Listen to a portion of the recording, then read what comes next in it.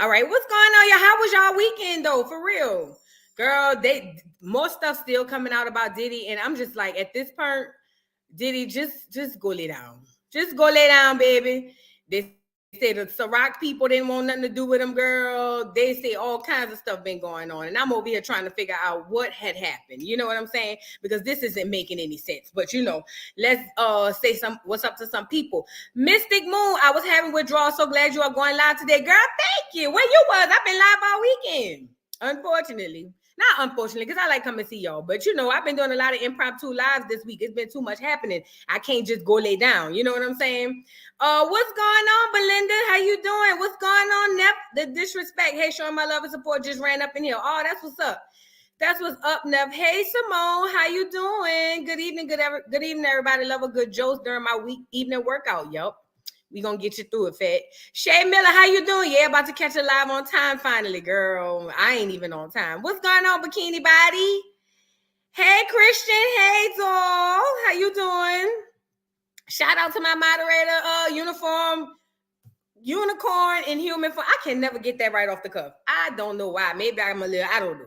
But shout out to my my moderator, unicorn human form. Opinionated presents the Glam Squad. Queen Revolution. Who else I got up here?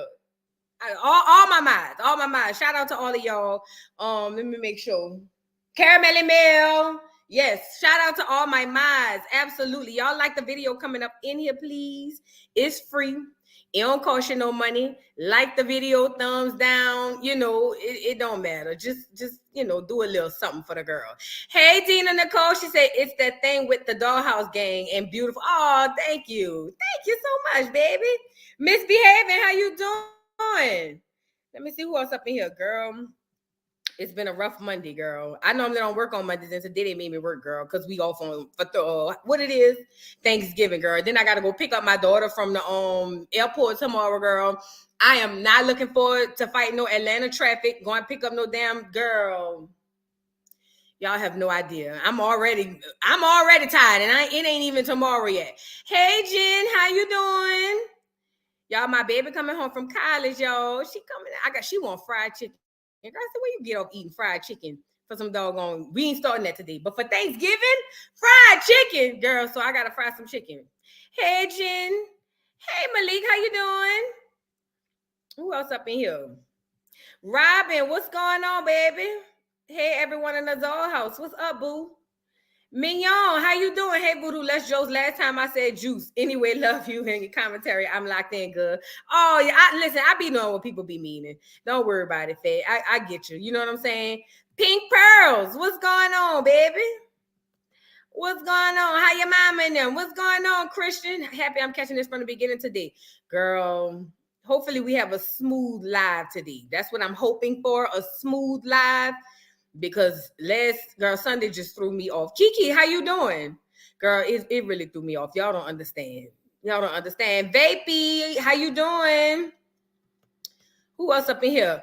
Pure Diamond, how you doing? Pure Diamond D, I like that. Hey, Method to My Madness, what's going on? Joy and pain are like sunshine and rain. I don't know why he just made me sing that when I seen your name. Hey, Joy. Hey, Danielle with 3 grandkids. Hey, my baby. Hey, my baby. How you doing? Queen, I must have missed somebody. But Queen Muhammad, what's going on? Jocelyn, what's going on? How you say that? Girl, Mashata Queen. How you doing? I like that name.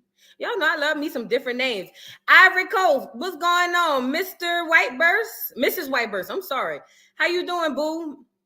I don't know why I feel like my little computer got a little lag. Healed, how you doing, baby? Anais, is that how you say it? I'm sorry if I mispronounce. I'm sorry, but how you doing, baby? Glitz and Glam, hey, boo. What's going on, Glitz and Glam? Mocha 584, what's up?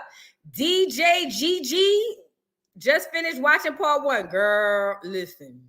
Forgive me for cussing. I'm trying to stop cussing. That's what I'm trying to do. My 2023 New Year's resolution is to be I want to be politically correct. I want to say this person is challenged and I pray for them. I don't want to be cursing people out in 2023. But we'll see what the future holds. Hey, Jocelyn. Hey, Queen Muhammad. Hey, Steph. How you doing, boo? Let me see who else up in here. I'm gonna say hi to a few more people. Albert Tate, what's going on? T. Marie, what's going on? If y'all see that J Prince, J for the president, or whatever his name is, please, mods, block him up out of here, please. If you see a picture that look like him, please block him, block him, block him, block him. Because what we not about to do, y'all know that fool sent me a long email, girl, talking about I had it wrong. If y'all was in the live, when that was Sunday, no, Friday was the live. If y'all was in that live Friday, or y'all seen that live Friday, and y'all saw what he said, please put a 1 in the chat if it was inappropriate what he said. Put a 2 in the chat. Put a 2 in the chat if I'm tripping and he didn't really say nothing inappropriate. But put a 1 in the chat if he was very inappropriate. And I know he was. I know he was. My spirit telling me he was. And I said what I said. You know what I'm saying? Say what I said. Miss Pitts, hey boo. Chanel, hey boo. Miss K, hey boo. Jocelyn, hey boo. Arthur Empress, hey boo. Sonia, what's up? I'm looking. Okay, I'm seeing the ones. I know I'm not tripping. Brown Sugar Baby, what's going on? Valerie, what's going on? Jasmine, what's going on, boo? I know I'm not tripping. Girl, y'all got to listen. It started Friday evening. Was it Friday evening, y'all? Yeah, it was Friday evening. And then it spilled Sunday. Then I seen them again and I cussed them out Sunday. Now, this is where we are today. Today is Monday. I don't want to see his ugly face. Hey, Queen. Hey, Jill. Hey, Chris. Diddy Black Epstein. That's what they said. I didn't say it, but that's what they said. We gonna get in there. The Bang Rejoice. How you doing, boo? Let's get into some material, y'all. Keelan, how you doing? Let's get into some material. Oh, I got some super chats really quickly. Thank you, Danielle, for the super chat. Just a little change for the doll. Oh, thank you, girl. If I was in New Orleans, that $5 would give me a dagger, girl. But I ain't in New Orleans, so I'm going to just have my little, water or whatever. But thank you so much. Let me see. I got another one. Mrs. Whitebirds, hey, new sub, boo, at this perk. Pecan is my new, pecan, it ain't no pecans. It's a pecan where I'm from. We eat pecans. Say what we say. Nah. I don't care how they pronounce it over there, up north and all of that. Where I'm from, it's pecans, okay? Thank you, Mrs. Whitebirds. Thank you. Thank you, Onika T. Hey, Voodoo, this is my first live. I just want to say hello. Love your channel. I hope I'm doing this super chat thing right. First time for this also. Oh, thank you. Yes, you are doing it absolutely right. Thank you so much, Onika. I like that, girl. Let me find out you Nicki Minaj. Girl, go ahead on. All right, Onika, I'm just playing. But shout out to Onika. Y'all welcome Onika to the Dub House. She's a new sub. Welcome to the Dollhouse. I'm sorry. Caramelly Mel, thank you, boo. He should be blocked already. Did you know that Priscilla the Queen Maker and B. Taylor had roasted him on an open live? No. Well, listen, I know. But I could tell he been making his rounds, Caramelly Mel. It's very obvious he been making his rounds. But see me, I ain't got time for it because he tried to say in that long email that, oh, no, it wasn't like that. And you're not going to get nothing happen to your channel because we do it all the time on my channel. Oh, we just trying to bring awareness. Nah, bro, that ain't how you did that. So, no, we're not doing that, girl. He was very weird. He's very, very weird to even speak that way about little girls. Weird. But again, y'all gonna have to go back there and look Friday live. It's toward the very end when he was the last person on the panel, toward the very end. And it makes me very leery about, new males, not even women in particular, but new males on my live. But I ain't gonna do that. I'm still gonna let everybody get up here and say what they got to say. But I really was like, that really, messed me up that he would even say something like that, But yeah, girl. All right, let's get into some content, girl. Hold on. All right. So if you guys saw my live, maybe you did, maybe you didn't. Hey, Uptown Girl. Hey, Gabrielle. Hey, AOP. Hey, Uptown Girl. Jan the artist. Yes, he is a weirdo. Saint Marquise. He's been making his rounds. He's been on 30 different panels in 1 month. He's miserable. Exactly. Steph, a whole predator. Exactly. That's exactly what he is. But he not going to get it over here. That's why I cussed him out. You know what I'm saying? As I should, But anyway, look. Yeah, he was doing too much in the last live, girl. But anyway, let's get up in here. Hey, Tanika. Oh wait, I knew it was the same dude over at Themas Live. He said no. Was that? Nah, I saw him on Priscilla's channel using the hand, so I thought it wasn't him. So the dude that from what I can tell, y'all, because I went to Themas Live to see over there too. If y'all correct me if I'm wrong, that's not the same dude who said he was paralyzed on Themas Live, right? The dude who was on Themas Live was over there bashing women, all to find out. I want to say this in a nice way. See, let me start working on it. Namaste. The guy in Themas's live was dragging women and, and uplifting men, whilst a male, allegedly, he said, unalived him from the neck down. I don't know. I wasn't there. He said they pulled up on him. I don't know. You know what I'm saying? But yeah. Tanika, we're gonna go over the interview. We're gonna do a brief overview of the interview, and then we're gonna go from there, all right? So you can get caught up. So let's get into it, y'all. So, all right, boom.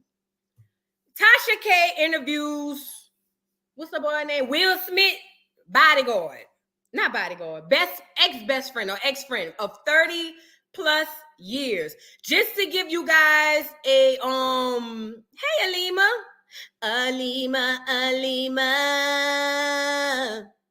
you remind me of a West Side Story. Growing up in Spanish Harlem. Y'all know that's Alima new song now. Since when it was Friday or Sunday, Alima, I can't remember. But look, so what happened was, wait, who is Jay? What Jay? Because that was his name too, Jay.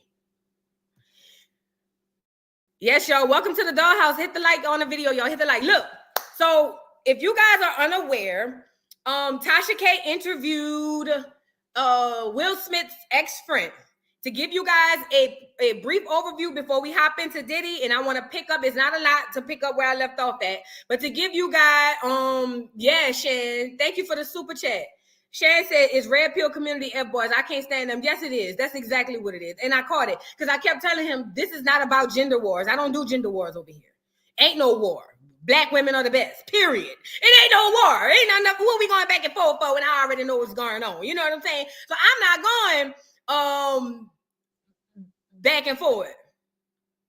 You know what I'm saying? So, no. But anyway, but you're right. So, look, brief overview of the Tasha K thing. So she interviewed his ex-friend of 30 plus years. This guy was around before Will Smith became who we know. Big Willie from Philly. Well, according to what they said he Little Willie from Philly. That's what they said. I don't know what happened. All I know is he take pictures in the downward dog movement, but his arch ain't quite right. I don't know. That's what they said. You know what I'm saying? They said they over there eating that canned cheese over in Philly, and they said it's the city of brotherly love. That's what they said. Matter of fact, Philly, get up here. Even though what we do is wrong, I need Philly up here, please. Please, Philly, I need you up here. I need your freeway up here. Even though what we do is wrong, I need y'all up here. Do I need that? Let me just pull up the picture so y'all can see what I'm talking about. Because y'all gonna not really get it if y'all wasn't here on the live. You know what I'm saying? To really understand why I said even though what we do is wrong. And I didn't make up the song. I'm just re-singing it. You know what I'm saying? And I didn't name the city of brotherly love. I'm just repeating what they said the name was. Remember, I didn't name it.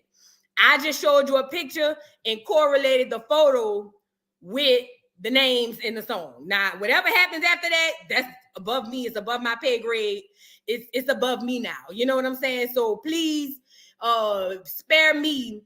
Go holler at the founding fathers of Philly and have them explain why that photo those names correlate to this. Let me show y'all the picture. Remember, don't ask me. Don't ask my neighbor. Don't come to me. I am not. Don't come to me. But I'm just telling you what they said. Wait, I gotta make sure. Yeah, they said Big Willie. No, let me back up. Lil Willie from Philly is from the city of brotherly love, not sisterly, not neighborly, not childrenly love, brotherly love. Now, listen again, I don't live in Philly. I only drove through there once or twice. No, once going up to Atlantic City, and we had stopped up in Hershey, Hershey, Pennsylvania or something. So I don't know. I don't be in Philly. I don't eat cheese out the can. So I don't know, But they said, I didn't say it, but they said Little Willie from Philly is from the city of brotherly love, where the men say, even though what we do is wrong. And listen, again, I didn't write the song. I'm just repeating what Freeway said. You know what I'm saying? So I just wanted to kind of give you guys a visual, because I'm a visual person. When I think about things, I see a picture. So I wanted to give you guys a picture. It's this way. A picture of why I use the name of the city, Philly. Show up in here, Philly. I need y'all up in here. They said, according to the interview on Tasha K, the man had said that he was with Little Willie from Philly, and they said that he got friends with him because at first he said Will was a lame ass nigga. Let's just be frank. Let's just say what I got to say the way I got to say it. You know what I'm saying? They said he was a lame ass nigga out in Philly. Nobody ain't worried about him or whatever. But they also said that when he decided to become Fresh Prince of Bel-Air, they said he got the goons around him. But they also said they don't not Special K. Y'all still on the docket, fat. I wanted to get Special K. I wanted to give y'all. I ain't gonna lie. I was saying New York, y'all on the break. Y'all been doing good. At least for the past 4-5 days. I was saying New York is on a break. That's what I had said. You know what I'm saying? But then P. Diddy came along, and the very first thing, it woke me up out of my sleep when I seen P. Diddy. When the Diddy news came to me in a dream. I was asleep. But all I know is I have just went to bed saying, New York been doing good. They should, shout out to New York. That's what I went to bed saying. But then I woke up to something just compelling me to say, New York. And then I logged in and I saw Diddy and I said, back on the docket. Y'all can't win for losing New York. Just, you know what, New York? I love y'all down to the ground. Y'all my favorite. You know what I'm saying? Shout out to New York.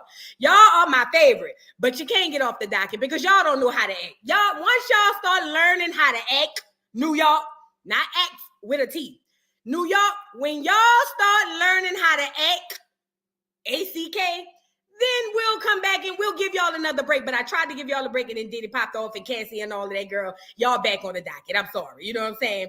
I saw that interview too. We gonna talk about it. I saw the interview with Krishan. Thank you, Mims, for the super chat. Put an arch in your back and shake your rump. Now let's get back to Philly. You right, Mims.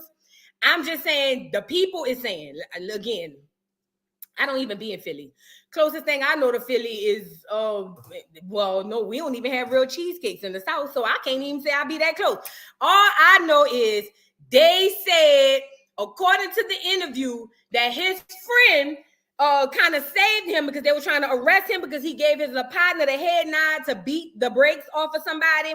And then ever since then, they were friends. Now, if you guys are unfamiliar with how the role of the Fresh Prince came along, well, we really are all unfamiliar. However, we are at a point now to where it's just like, if 1 + 1 = 2, then 1 - 1 = 0. I'm sorry.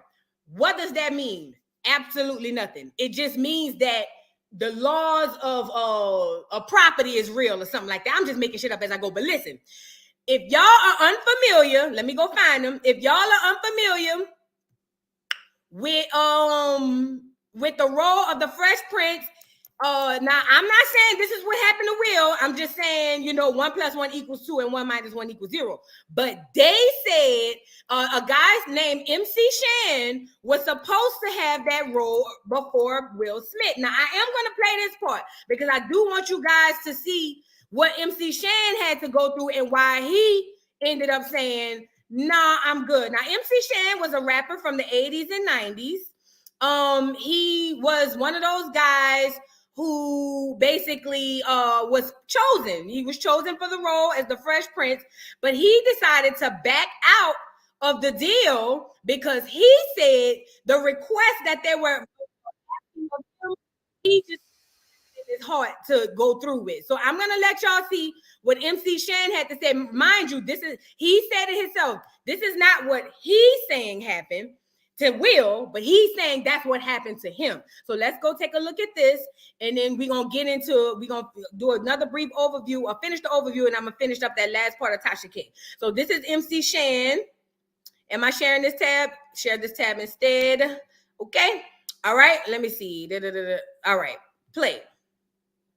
Let's talk to us about you being in the running before Will Smith for the Fresh Prince.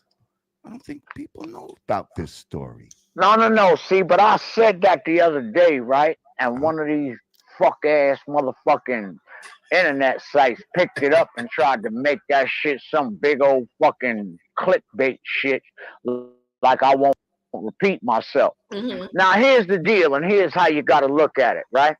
Y'all don't understand that why y'all only heard 3 albums out of Shannon his whole entire life and career is because I was blackballed in the music industry. Why?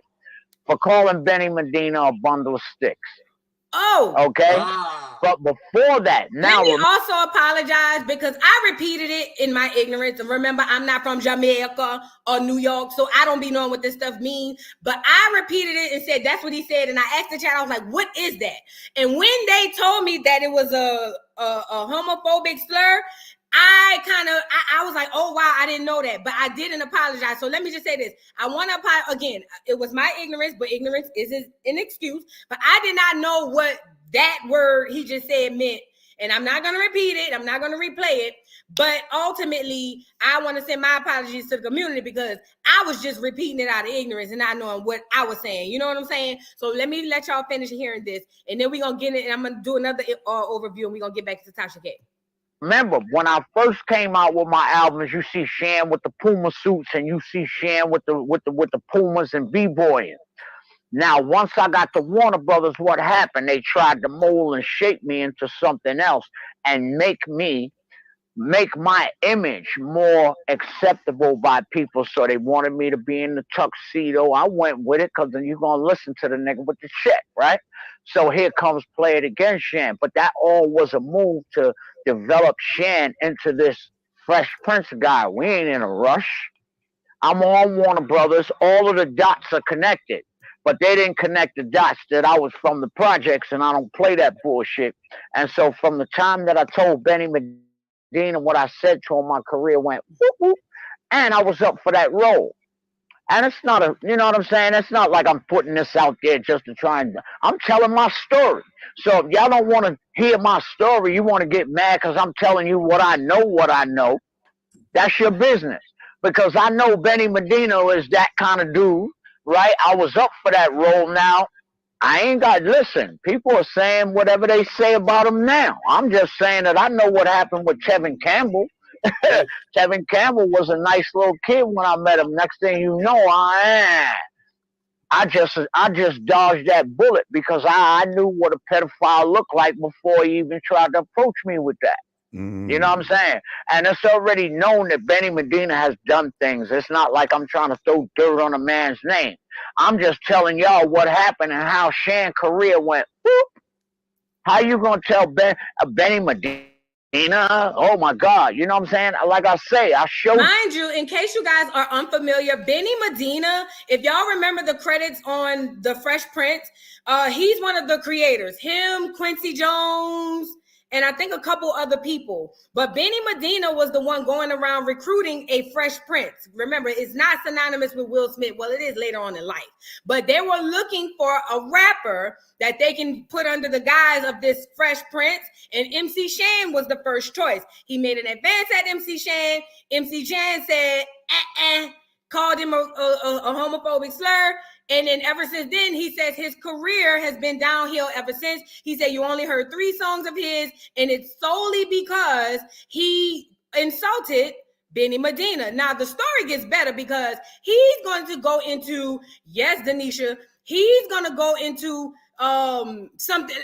Let me just let him finish. Let's just let him finish, and then I'm gonna say what I got to say. The album cover yesterday on my Instagram. Benny Medina's name is on my album cover. Like, I'm not lying about this connection here.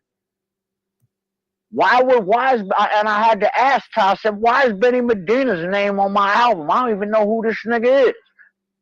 They were trying to mold me and shape me for that part of the Fresh Prince, but they were also trying to mold and shape me for some other shit.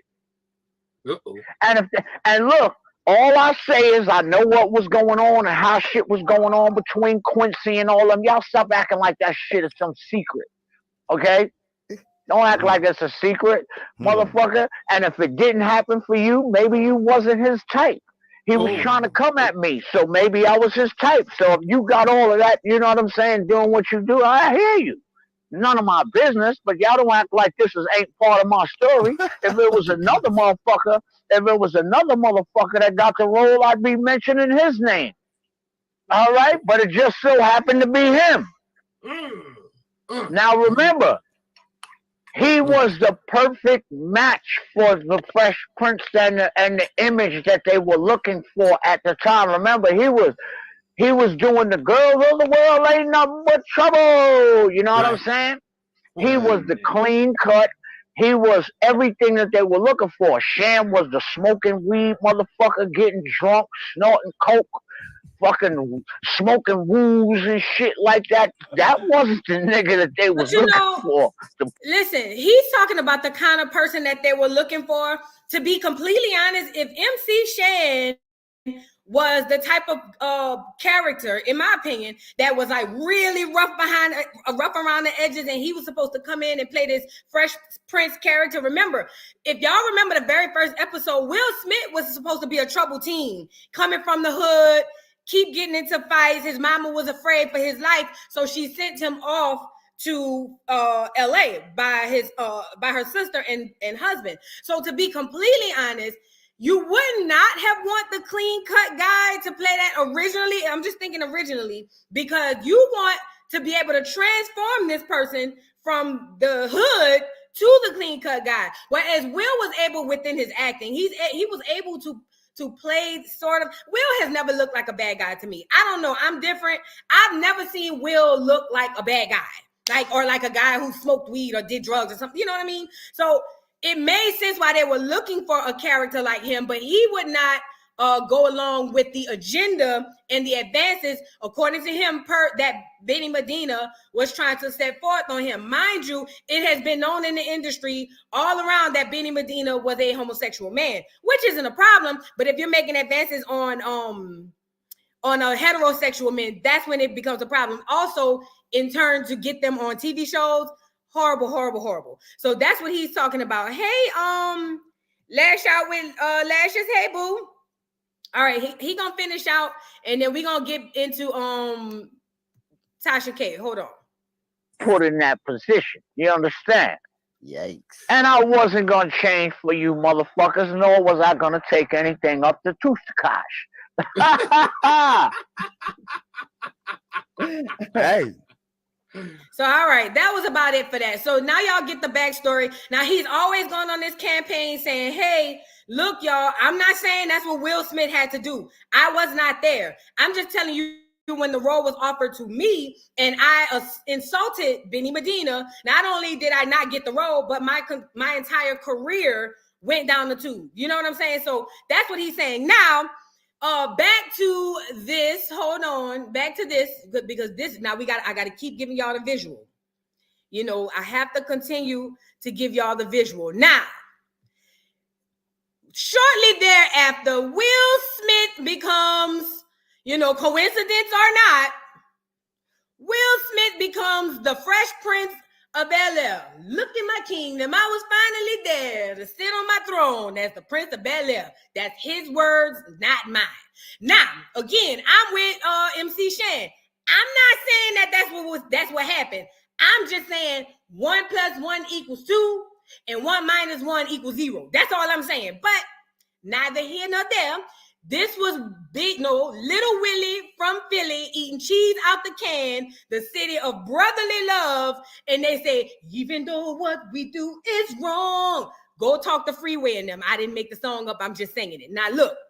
So now, boom, Willie from Philly become the Fresh Prince of the Bel Air, right? Now, once that happens, shortly thereafter, he played in the movie called 6 Degrees of Separation.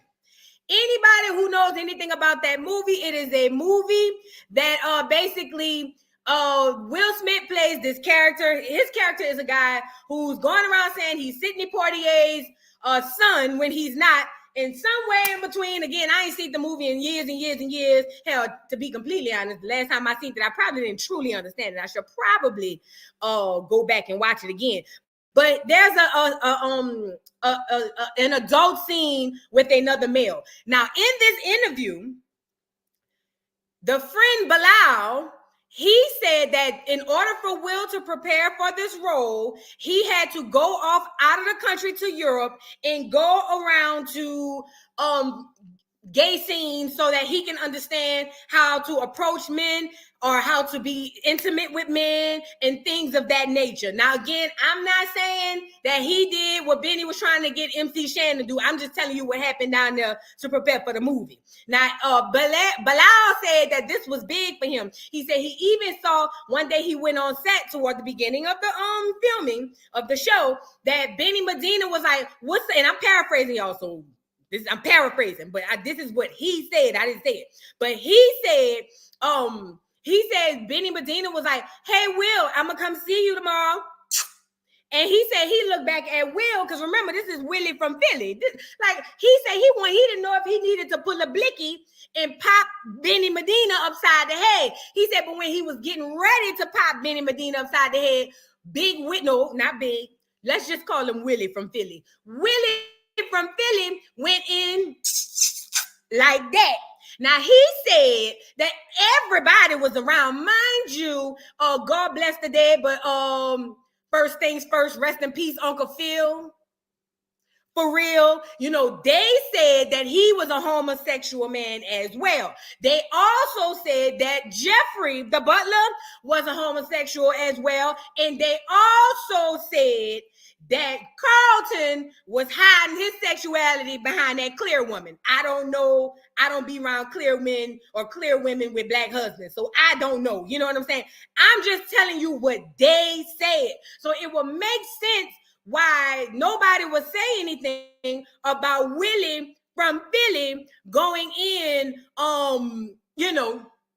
like that. You know what I'm saying? And again, like I said, I don't be in Philadelphia.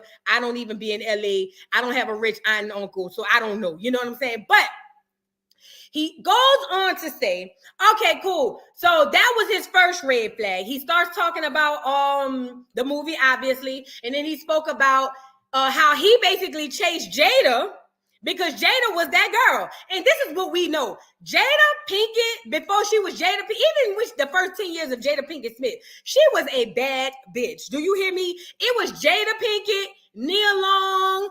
Who else it was? Jada Pinkett, Nia Long. It was Vivica Fox before she played in her face. It was a whole bunch of people. So they said that he did leave Cherie for Jada, but he also said that Cherie had then already caught him. Allegedly, they said with Benny Medina, which is why she wasn't really tripping on Jada Pinkett coming in and picking up her trash. You know what I'm saying? So that's why they said, remember, I'm not in the marriage, but they said that's why they was able to co-parent so good because she was like, oh, girl, thank you, Lord. He gonna pay child support too. Girl, bitch, come get this nigga, please.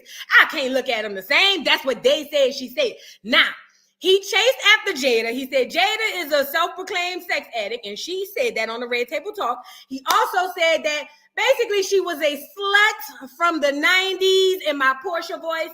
They said that she would be the type of girl who got ran through all of Philly. They said all of Philly, hell, even Gilly. I'm just playing. It just rhymed. But they said everybody had a piece of Jada. They also said that the pimps and the thugs used to teach her how to finesse Will because he was such a lame ass knuckle. You know what I'm saying? So yes, they were Tanya. Tanya said they were sure was, baby. Oh, this is another thing they said, girl. He said that Will was trying to sleep with Diddy and J-Lo. Now, when they asked Diddy if that was true, and we gonna get into Diddy, Diddy was looking like, nigga, I know you didn't ask me this on the national TV, and you know what the on, you know what I'm saying? But he turned around and was like, oh, no, why would you ask me that? I said, whatever they say that nigga did, he did that shit. Said what I said. That's what I said, because he was just too caught, like, off guard. But where we left off was, wait, did I miss anything? I don't want to miss anything. Oh, he also spoke about, let me see where I'm at in the interview, because we're at the end.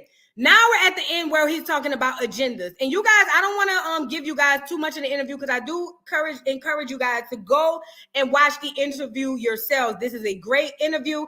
I personally am not the person who's going to just say somebody's automatically lying when at least he know more about the celebrity than any of us ever will. He's been in Will's life for 30 plus years. He said that what happened was, that's what he said. They tried to convert him to Scientology. And I woke it up that allegedly, allegedly, they said the nation. Y'all, wait, let me put the disclaimer out. If you're sensitive, get out. If you sensitive, I forgot. Let me start off right there. If you are sensitive, like the video on your way out, because this about to get big. I can't censor what I got to say.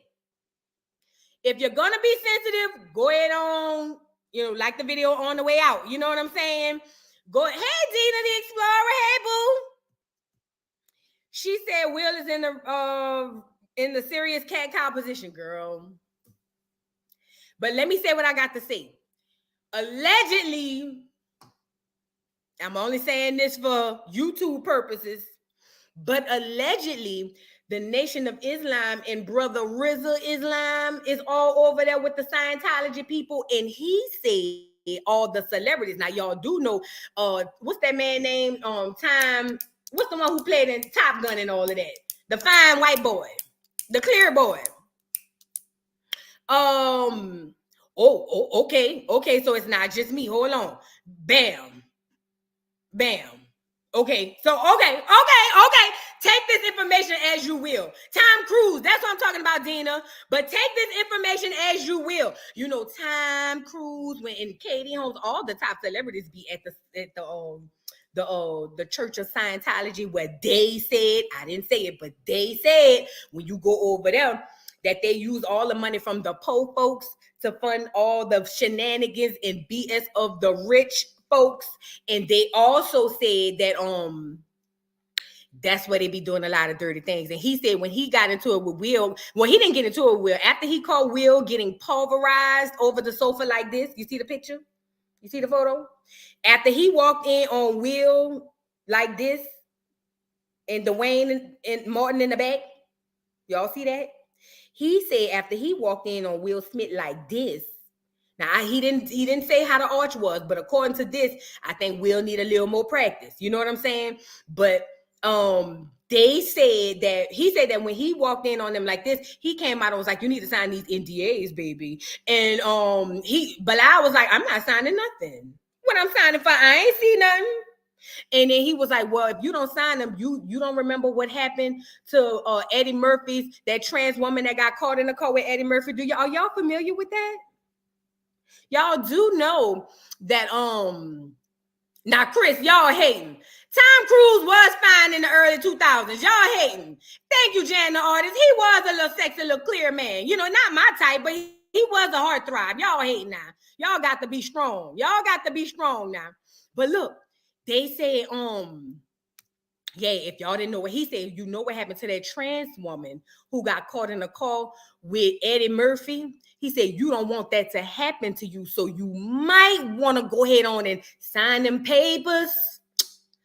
And he said, what we signing papers for? I ain't seen nothing. I'm Ray Charles. I don't know what you're talking about. Long story short, he ended up quitting. Oh, mind you, Teddy Pendergrass was caught with one too. That's when he got paralyzed. But you ain't heard that from me. Go do the Googles. I'm just telling you what they said in the papers. I wasn't there. I wasn't even old enough to know what was going on with Teddy Pendergrass. You know what I'm saying?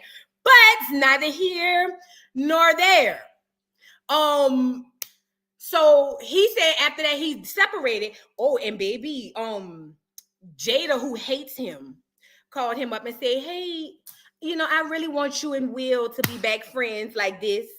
So why don't you come meet us at the Celebrity Center? And he said the first time he was like, nah, I'm good. And then the second time she called, he was like, well, give me the address. So he said he put the address in what was, I wanted to say MapQuest or something back then. And he found out it was the Church of Scientology. And he said that bitch Jada, that bald-headed hoe, was trying to set him up. And I said, ooh, wait. I'm so glad you didn't go, Bilal, because we wouldn't get this tea. And I said, what? First of all, Jada, if you don't like the nigga, why would you think he about to just pull up on you? Hey, girl, how you doing? Girl, bye. But he said they was trying to get him to pull up at the place of Scientology place. And they say that's where they be doing all the real weird stuff. But now they're on agendas. He's now talking about what media wants you to see. Because Tasha was asking him, hey, why is it that we never see Jamie Foxx with black women? And he said, that's where you're wrong. He always with black women. Black. Like how Funky Don even said black like this and not like this. Where the camera? He said black like this and not like this. Like, you know how Dr. Umar said he want them happy to be nappy? He said that he do be with women like that. But the powers that be in the media don't want y'all to see that. So y'all can only see him with the clear women. But he said Jamie loved him a big black woman. And I kind of figured that. Did y'all see that video of him serenading Fantasia? Girl, he looked like he was in love with all of that, girl. But I don't know. But let's get back into, now he's talking about agendas. I'm gonna rewind it just a little so you guys can see what he's talking about as far as these agendas, because he started talking about how the media controls what we see, which is what I've already known. But let's get into it. Now, I'm not gonna keep the video up. I'm just gonna play some and then we're gonna move on to Diddy. He said, you know what? I want 24-hour programming of black positivity. Oh, let me back it up a little bit more. Hold dramas, on. comedy, just all about positivity. He's talking about Bill Cosby as well. Okay, wait. Survey, sorry. All right. Recordings just got better. Sorry, you guys. All right. So it is consensual, but when you got a dude that's asphyxiated on penises and groomed to that, that's a hard addiction to fight. That's a hard thing to fight. And then you got to imagine, right? Somebody got to protect that. You even look at Bill Cosby. Bill Cosby talked about buying NBC. He said, you know what? I want 24-hour programming of black positivity. I want shows, dramas, comedy, just all about positively of black people. Soon as he said, I'm going to take my wealth and invest it to buy this network, what happened? All the sexual assault cases they came years from it was like women that I'm like, how you even remember that shit? Right. And it's like he admitted to it. Well, you got to imagine Bill was almost worth $1 billion, right? Will's worth $500 million. This comes from the people who pay them. Because Will's a worker at the end of the day. I don't care whether you work at Wendy's and you make $25 an hour. Hold on, really quickly, you guys. This is a very important part. Because see, us at the bottom of the socioeconomic status, we believe that the more money you make, the less of a worker you are. And he's going to break this down. It don't matter if you work at Wendy's making $4 an hour or you making $400 million an hour. Everybody has a boss. And this goes into the programming, the engineering, the agenda, everything that they want us to see. You have to watch They Clone Tyrone. You have to understand what I'm trying to say. He's telling you how the media works, basically, to get you guys to believe and see what they want you to believe and see. So let's get back into it. It is, or you're making $25-35 million a film. Will is still a worker. His bosses don't want me to disseminate this information. It ain't just they can't stop me. They can't stop me, but these people who are Will's bosses, who signs Will check, who allow Will to make $500 million, and we got to look at what did they make off of Will is what we got to look at. You understand what I'm saying? Mhm. So if I got information that could affect, and I don't think it's gonna affect Will. I think that Will coming out gay and or bisexual, however you call it, I don't even know how that world works, right? I think he's gonna be back at the number one slot. He's saying that Will should just come on out the closet, and you know, he don't need to be trapped in the closet like R. Kelly. Just come on out. Then tell me you gonna crush me, and you know what I told him? Fucking crush me. So we at war right now. This ain't, no hyperbole. I'm living out the country. I know the information that I have. So I know they're gonna try to come for me. But like I say, I don't fear nobody but Allah. Mind you, he's talking about he's afraid that not Will and Jada, the powers that be, his bosses, the people. He's afraid that they're gonna come at him simply because, remind you, Will is their product. So you can't, it's almost like if you own something, you're not going to just willy-nilly just let somebody jack it over. You know what I'm saying? You're going to protect it. You're going to make sure it's good. Thank you for the super chat, Shan. I'm sorry. Let me scroll down so I can see it. All right. Thank you so much for this. Let me go back. I got more. Thank you, Queen Unicorn Human Form. She said, they call us conspiracy theorists. Shake my head, child. I could be that because I know what I'm looking at. Thank you, Sean, for the super chat. Same with Michael Jackson. He was about to purchase Marvel, and then Stan Lee was about to sell it to him. Boom, the child charge. We talked about him Friday too. Y'all gonna have to go check out that live. But again, thank y'all for the super chats. But no, listen, it's just a matter of you guys have to be very cognizant of the reason how the media works and how the government works.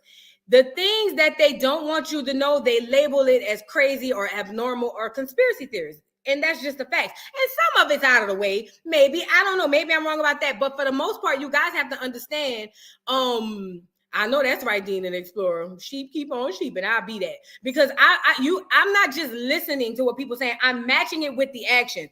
This rumor about Will being homosexual has been going on for ages. I even did a survey in the chat. I said, put a 1 in the chat if you ever heard about Will being gay. Everybody, almost 90% ones. Then I said, put a 1 in the chat if you believe the allegations, or 2 if you don't. And I got half and half. And for the life of me, like I said, 1 + 1 = 2. 1 - 1 = 0. If the allegations have been going on for all these years, even the swinging part, like, why is that part so far-fetched? But I get it, because as regular people, we tend to go with what we feel. We act out, especially in 2023, child. Everything is about what we feel. Feelings, that's all it's about, girl. Y'all can't move without no feelings. Oh, I don't like that. Oh, that made me feel some type of way. Oh, cancel her. Cancel him. He hurt my feelings. Child, y'all got to start moving out of y'all feelings and listening and wondering what's really going on behind the scenes. You guys, please like the video. Please like the video, please. It's free. You don't have to give me nothing. Just like the video. Now, let me see if there's another part I want to go into. Then we're going to get into Diddy, because the girls have been fighting, okay? I know regular people who got swingers parties, so imagine. And that's another thing. Let me say this. I'm so glad you said that, Dina the Explorer. Okay, Star Child. Now y'all trying to get into Educational Friday, but today Monday, you got to come back Friday for the Educational Friday. You know what I'm saying? Thank you, Celeste. Look, Dina the Explorer, this is so true. Dina says, I know regular people who do swingers party, so imagine what celebs do. Do you understand the access you will have to whatever it is you want when you have that amount of fame? Not even money, fame. Will Smith is arguably one of the most famous actors, one of all time, period. Let's just say he don't even have money. The new currency is clout. he would have access to any and everything as Jada. So of course you start off with just the threesomes and the swingers, but after a while, that even get played out. Thank you, Kevin A. He said, love your content, love you, dog. Your content is everything. Can't wait to watch your channel get bigger and bigger. Oh, thank you. But thank you so much, Kevin. But no, listen. We have to understand that these people have access to their lives aren't like ours. Did you not hear Jada get up here and say, my son put me on the psychedelics? Which old boy said was a lie. He said she was on that shit long before that. But did we not see that? Did we not see her sleep with August Alsina, who was supposed to be her son's friend? That don't normally happen in regular life. But when you get that type of money, the access to certain things make you do questionable things. So I'm just saying, now we can go from, what MC Shan said he had to do in order to secure the bag, which he decided he didn't want, or, and move on to Will. And then coincidentally, which on my channel, I say there's absolutely nothing that is a coincidence.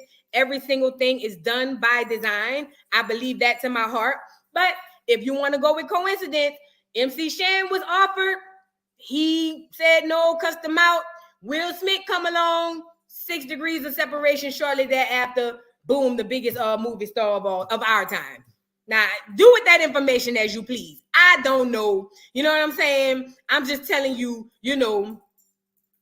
Yes, can we talk about Jada being a predator? Well, it depends on the sense. August was over 18, but yes, as a grown-ass woman with a young man, especially with him having sickness, absolutely she was a predator. Absolutely. She took advantage of him. Her having her level of fame in itself makes her automatically a predator. But, that's just that. Now, that's a perfect segue into Diddy.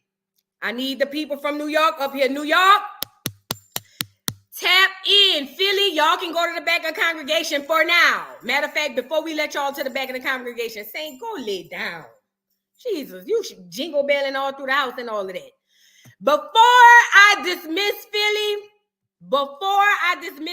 I just wanted to put this up here for safe keeps. Philly,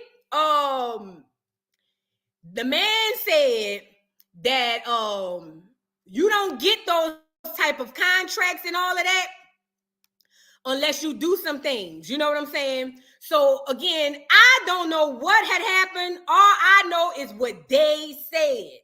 Now, coincidence or not, Will is on getting his star on the Hall of Fame or the Walk of Fame or whatever they call it or whatever, and he decided that this was the proper pose, being Willie from Philly, eating cheese out of a can from the city of brotherly love, where they say, even though what we do is wrong. So I'm going to just leave that there. So Philly, y'all could go have a seat for now. For now. Philly, y'all can have a seat for now. But I'm going to need y'all to stay put. You know what I'm saying? Just don't go too far. Do I need to put an ankle monitor on y'all, Philly? Do not go too far, because y'all gonna be back up here. I can feel it in my spirit. My spirit is telling me, y'all gonna be right back up here. So Philly, y'all can go lay down for now. For now.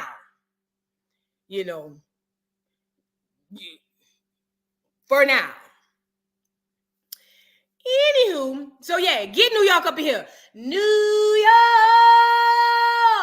Get up in here, New York. I need New York to tap in. Oh, I got y'all to tap in for more than one thing. But New York, tap in. I need all my people from Harlem World. Harlem, shake on in. I need the Boogie Down Bronx. I need y'all up in here. I need the Bridge. I need Queensbridge in here. I need Manhattan up in here. I need Jamaica Queens. I need y'all up here. I need who else be in New York? What's the other people from New York? All the people. If you from where Biggie, hell, get Jersey up here too. Y'all not Brooklyn. Welcome to Bed-Stuy. Get Brooklyn up in here too. The zoo. Yeah, that what y'all call it? Yeah, that's what they said. They said it was a zoo. Remember, I don't know. I don't be in New York. We don't have tall buildings. And when we walk outside, we ain't got no front yard. So I don't know. I'm just telling you what they said. So I need Brooklyn. Welcome to Bed-Stuy. Where niggas either do or they don't die. I need them up here. Queensbridge, the bridge. I don't even know if that's the same, but if so, I need both of y'all up here. The Boogie Down Bronx, Harlem Shake. I need y'all to Harlem Shake. Y'all asses up in here as well. I need everybody from all of the boroughs, Staten Island. Matter of fact, New Jersey, y'all get up here too, because y'all sound the same. Say what I said. All y'all up here. I need the whole area of New York. Concrete jungle where niggas sell drugs. Oh yeah, wherever Erica. I need Erica people up in here. Flatbush. It sounds like a lot of Jamaicans be up there. I need y'all up here too. I need everybody from the Wu-Tang Clan. The RZA, the Dizza, the Izza, and the Shizza. Everybody in New York and New Jersey, tap in. It's y'all turn. It's y'all turn. Get up here. I gave y'all 4 days off. Y'all had 4-5 days off. Y'all was doing so good. Y'all was doing so good. And I said, shout out to New York. I ain't even had to call y'all out. We ain't heard from J-Lo. We hadn't heard from Erica. We hadn't heard from nobody. And then, yeah, Queens, y'all get up here too. You know, the lady anywhere, well, the lady with the statue up with the light, the green heifer with the light, and she hold it out like this, and say she gonna keep the light on like Motel 6. I need all of y'all up here. All of you, New Patterson, New Jersey, everybody up here. If you gotta pass this lady to get home, I need you up here. I need you up here. Mendice's mama was set up for collateral so he can get a brick. I need y'all up here. Y'all are home of Yandy Luther King. Y'all are home of Diddy. That's enough. You know what I'm saying? Erica, J-Lo, hey ho. Who else y'all the home of? Now Hassan Campbell. What's going on with Hassan Campbell? New York, I need y'all to tap in. East New York, West New York, South New York, middle of the New York. I don't care where y'all from. Boston, y'all safe for now. Soon as Bobby Brown get to acting a fool again, y'all gonna be up here. So stay put. You know what I'm saying? Hold on, let me fix my little thing. Stay put. Soon as Bobby Brown get to acting the ass again, y'all will be up here. You know what I'm saying? But what is going on? Bed-Stuy, but niggas either do or they don't die. Fat Joe, oh girl, Fat Joe and Remy, my girl, please. Y'all just can't catch a break. Y'all can't catch a break. New York. But let me just say this. This is just me. Again, I don't be up there where the rats look like dogs and pit bulls. But I believe y'all should just go ahead on and stop drinking the faucet water. That might be what it is. Maybe they're putting it in the water. I think y'all should go under a boiled water advisory until further notice, because something is going on over there in New York. From New York, what done happened? New York. What is going on? What happened? What's do y'all need help? What's going on? So if y'all don't know, do y'all know Hassan Campbell? I did a video on Hassan here recently. I want to say about a month or so ago. Hassan Campbell is a YouTuber who swears to God everybody get everything from him. I don't care who it is. Everybody. Fab, Locks, Nas, KRS-One, BDK, De La Soul, EMPD, D-Nice, hell, get Jersey up here. Queen Latifah, Red Man, Method Man. Well, no, Meth from New York. Who else from Jersey? From up there. Lauryn Hill, she been acting a damn fool. Oh, all y'all together, baby. All of y'all together. I don't want to hear cross the bridge. I don't want to hear that ain't my borough. I don't want to hear we don't claim them. Y'all all together, fat. Yeah, everybody up here from up there. Mary J, everybody. Now, let me just say this, New York. Since y'all under y'all boiled water advisory, you know, I really decided to put y'all under that. Once I had seen, Hassan Campbell. You know, it was enough for Diddy. But then when I seen Hassan Campbell decide to go to the, what is it, Queens City Brick? I don't know, the project somewhere up in Queens. You know, this ain't the Queens that Eddie Murphy was going to on Coming to America. This ain't that Queens. I mean, it looked the same, but it's not the same. But look, Hassan Campbell decided after Cassie, and this gonna segue us into Diddy, but after Cassie was granted an undisclosed amount for being abused by Mr. Take That himself. You know, they said him and Will Smith used to hang out a lot or whatever. Now, I don't know. I don't be over there. But they said, this is what they said. I'm just telling you what they said. They said that this inspired him to start saying, take that. They said that this right here was what inspired him to come up with that phrase. And they say he coined it, you know, after that. He had to go ahead on and coin it because he knew this picture would never die. It would live on in infamy. So he said that I may as well put a phrase on it and I could put that on the records so people not going to know what I'm really talking about, because they're not going to put 2 and 2 together until about 10, 20 years later. And as sure as I got a nose on my face, I'm just putting it together. So shout out to Diddy. That's very clever of Diddy. You know what I'm saying? So Diddy, you know, they said that's where he come up with take that.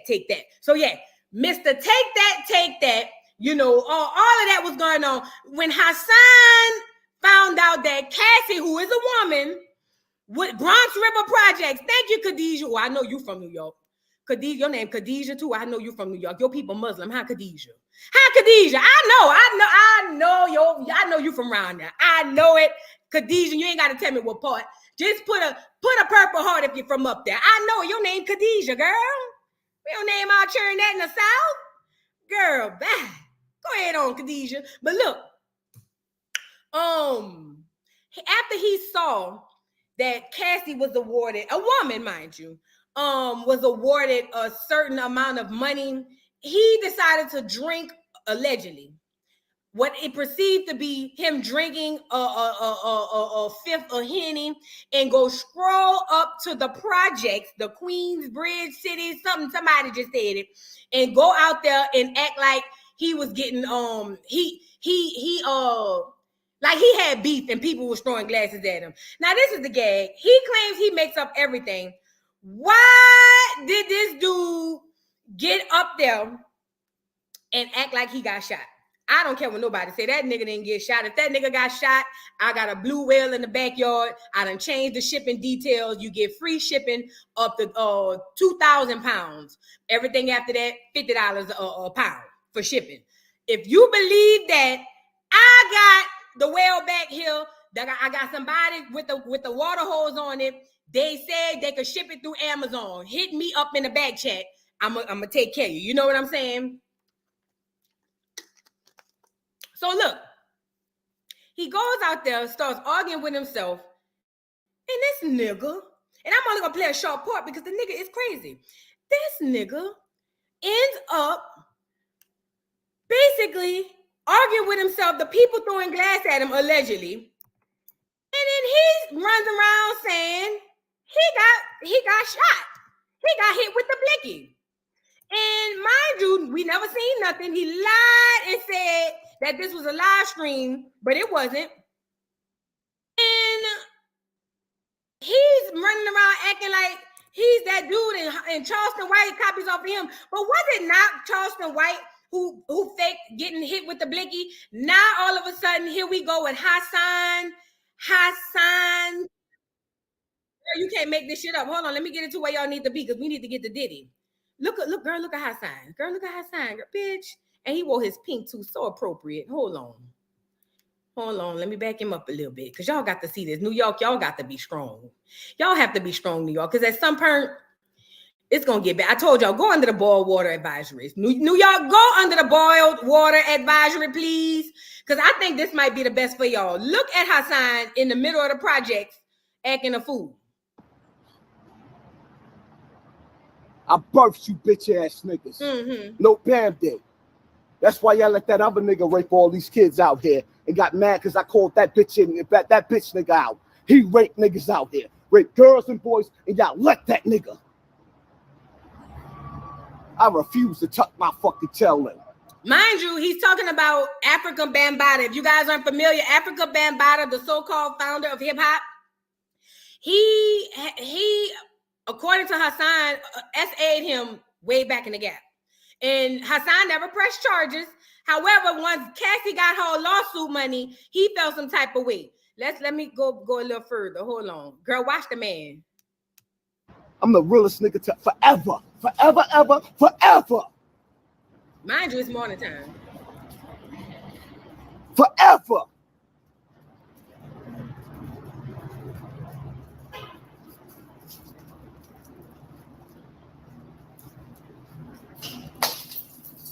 Come outside, throw that fucking bottle. Come downstairs and throw that bottle. Come downstairs and throw that fucking bottle.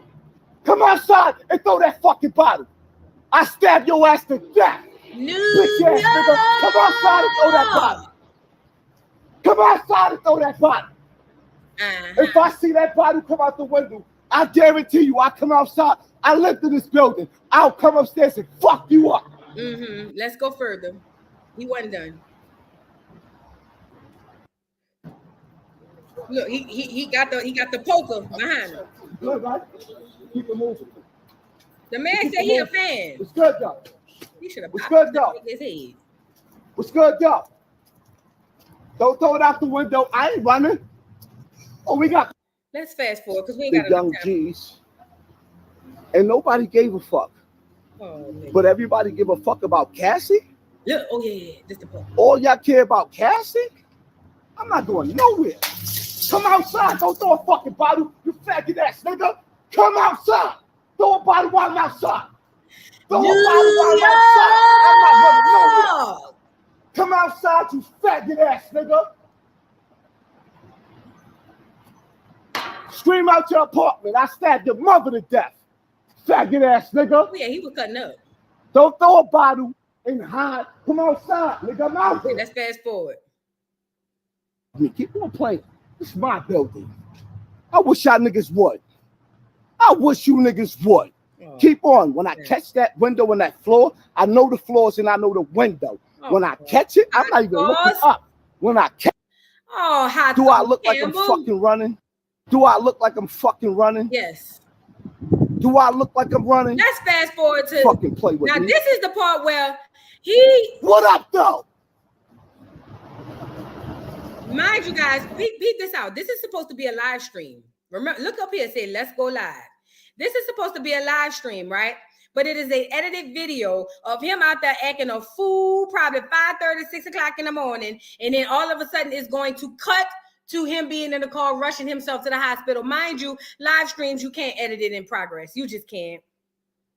So the fact that he ran there acting a nigga in the middle of the project told me, y'all need to go under a borough water advisory. Yeah. New York, y'all are under a borough water advisory. I'm also going to go ahead and put y'all under a strict curfew. Nobody on the streets before 4:30 a.m. and after 9:30 p.m. unless you're coming to or going to work. Girl, y'all got no, y'all on the borough water advisor, borough of water. Don't drink nothing, don't take a bath, don't even cook with that shit. Burl it first. And then also curfew will be enforced. We got the robot dogs, they're gonna be coming out of the subways, hitting niggas with the blicky. Cause y'all, this is what happens when y'all leave New Yorkers by themselves. You know what I'm saying? So I'm gonna go ahead on. I'm gonna be honorary mayor of New York, no, governor of New York. Everybody, even in Rochester, Buffalo, I don't care if you from the part of New York where 5 people live. Everybody is under the borough water advisory and they all are under curfew. If your ass get caught out after 9:30 p.m. or before 4:30 a.m., we got the robot dogs. They got the blicky and they gonna hit you with the blicky first, then ask questions later. Matter of fact, they're not even gonna ask because they robots. They're just gonna leave you where you at. Carry y'all asses inside. Watch Hassan Campbell so we can get to Diddy. Don't stay in the window. Come outside with the shooters. Everybody got something to say. Until a real nigga got something to say. Everybody got something to say. Until a real nigga got something to say. Come outside. That's my shit right here. Blame Hassan Campbell, mind you. If you want to know why y'all under the strict advisory, it's all High's fault. Ain't that what they call them, Highs? It's all High's fault. When he be saying, well, don't do it to him, Highs, that's what he meant. So it's all High's fault. Look, this the part where he about to go get in the car. This where the thing cuts in him in the car. No.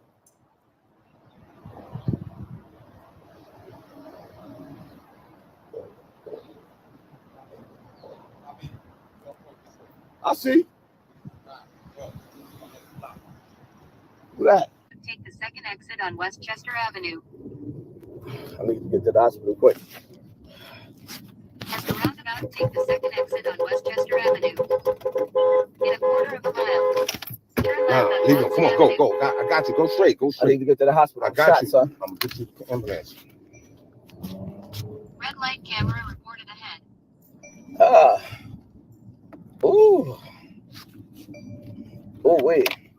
Pull over. Let's just get your ambulance. That bullet getting hot. I know. That's why I said just pull over. Let me get your ambulance. Wait. That motherfucker said, woo wee, it's getting hot. New York, y'all is under curfew. I can't. Curfew until further notice. Burn all the water. Matter of fact, y'all can't even be around no water. Under y'all, He got hit with the blicky, girl. Y'all, please hit the like button. Thank you, Miss Parker, for the super chat. She says, please hit the like button. It's free. Thank you, Miss Parker. New York, y'all under a strict, I'm the governor now. I'm taking over as governor. So y'all report to me. They said you used to report to the bridge or something like that. I don't know. We only got 2 bridges in New Orleans. What I'm telling y'all is, instead of reporting to the bridge, report to me. And until further notice, New York, everybody, New York, New Jersey, upstate, downstate, cross the water on the other side, anywhere that's got New York, New Jersey on it, y'all gonna have to go under borough water advisory and a strict curfew. If the robot dog catch you out there and hit you with the blicky, don't call 911. We busy. You see what I'm saying? Because y'all don't know how to act. Hassan Campbell this is amongst Diddy being under probably the biggest scandal that we've seen in 2023, or shooting the last 10, 15 years. And here come Highs. That's what they say they call them. Here come Highs over there faking getting popped with the blicky. Now, he always rants on how everybody's stealing everything from him. And here is Highs. He don't want to answer nobody's phone. They're all trying to get in touch with him to see if he all right. But Highs said he don't want to talk to nobody. But I call Cap Highs. If you ask me, Highs, I feel like Highs. Saint, no, you're not. Oh, no, you're not. No, you're not. And you interrupted my show. You want to come say hey? Come on, come say hey. Well, then stay over there. Anyway, yeah, y'all and nephew, I thought he wanted to come say. You coming to say hey? Come on. Come say hey to the people. Come say hey to all your aunties and uncles. Say hey, y'all. This is Saint. Saint, he over here making all that noise. Matter of fact, let me take this off of you so I won't hear you. He making all that noise, but he just wanted to come up here and say, hey, he ain't got nothing going on, girl. He just over here bothering me. All right, here. Get down. Go eat or something. Go do something productive with your life. But look, what was I saying? Oh, yeah. As the new governor, as the sitting governor, checking in, because the other governor too busy, so I ain't got nothing else to do. Y'all under curfew. If you get hit with the blicky, please don't call 911. Bring you some extra bandages and a pair of scissors. Maybe you can remove the bullet or something. I don't know. But y'all done. Thank you, Caramelly Man, for the super chat. She said, Voodoo, did you hear Cardi B came out complaining about New York cutting funding for schools, libraries, and sanitation? 120 million. Girl, I heard it. And she talking about if something happened to me, you know, girl, don't get me started on Barty Gang. I don't want them to fight me now. I don't want them to fight. I don't want, Barty Gang and what's the other one? The Barbs. I don't play with them people. But I seen the Caramelly Mill. Yes, I seen it. Of all the things for her to be worried about getting hit with the blicky for, she talking about cutting funding for schools. Ain't y'all up there battling the migrant crisis? Girl, bye. Anyway, yeah. Oh, somebody else sent me a super sticker. Let me say thank you to them. Hold on one second. Thank you, Sonya, for the super sticker. I really appreciate it. All right, look. Now that we got highs out the way and y'all under borough water and curfew, let's move on to Diddy, P. Diddy. Now, I don't have all of the intricate details to this stuff going on with P. Diddy. I ain't gonna lie. I'll just say what I heard because I don't have all the details. I give y'all the entertainment but real side of the bullshit. I just didn't catch this in time. I was on my break mentally, and when it came out, he was acting a damn fool. I just didn't. So I'm just gonna give you my take on it and some other things that I'm seeing on social media. I know, right, Jan, the artist? Saint took over. Voodoo just talking. Yeah, girl, look. Saint get on my nerves, girl. But look, we gotta make sure he ain't go by my tree because he beat him went over there and tinkled on a little bit or something. You know what I'm saying? Then I'm gonna have to put him up for adoption on here. One of y'all gonna have to come get him because what he not gonna do, I did a good job on my tree. And what he not about to do you hear me? Okay. Anyway, but look. Where was I? Diddy. So Diddy, has been spotted out in the streets. I believe it could be staged. I don't know. But either way, he looks equally stressed out. Now, these are recent photos of Diddy post this interview. Now, I heard that Cassie has a book coming out. That's what I heard. And I believe that if she does have this book, then this is going to be wonderful, because I'm going to buy it and I'm going to read it. I may even do a live reading or something on it or something, so we can go through it together. Because from what I've been hearing, even from what's in the court documents, the things he was making her do, having freak off parties and all of this and all of that, I'm pretty sure whatever is in that book is even worse. Now, I do want to share this. Did y'all see the story about him dangling Wale over the balcony for being in the studio with Cassie? First of all, I love me a Wale Falarin. I love me an old dark-skinned, black lip-ass nigga. Ooh, I love him. Ooh. They just do something to me. So the fact that he would hang Wale, let me just let y'all hear, girl. That was so bad. I said, why would he do that? Points by Kia, do you know if that's facts? Because you got to keep in mind, a settlement, she don't have to agree to sign no NDA, because she could have said, I'm not signing no NDA. Nigga, give me my money, or we going to go to court. I don't know. Did she make him sign it? Did he make her sign an NDA? That could be a thing too, Susan Jones. She said for essay and trafficking and pimping, but I think he's outside of the statute of limitation. I cannot with Liz. I cannot. You isn't. Girl, they say also, look, they say what's going on with Carisha. Carisha, please.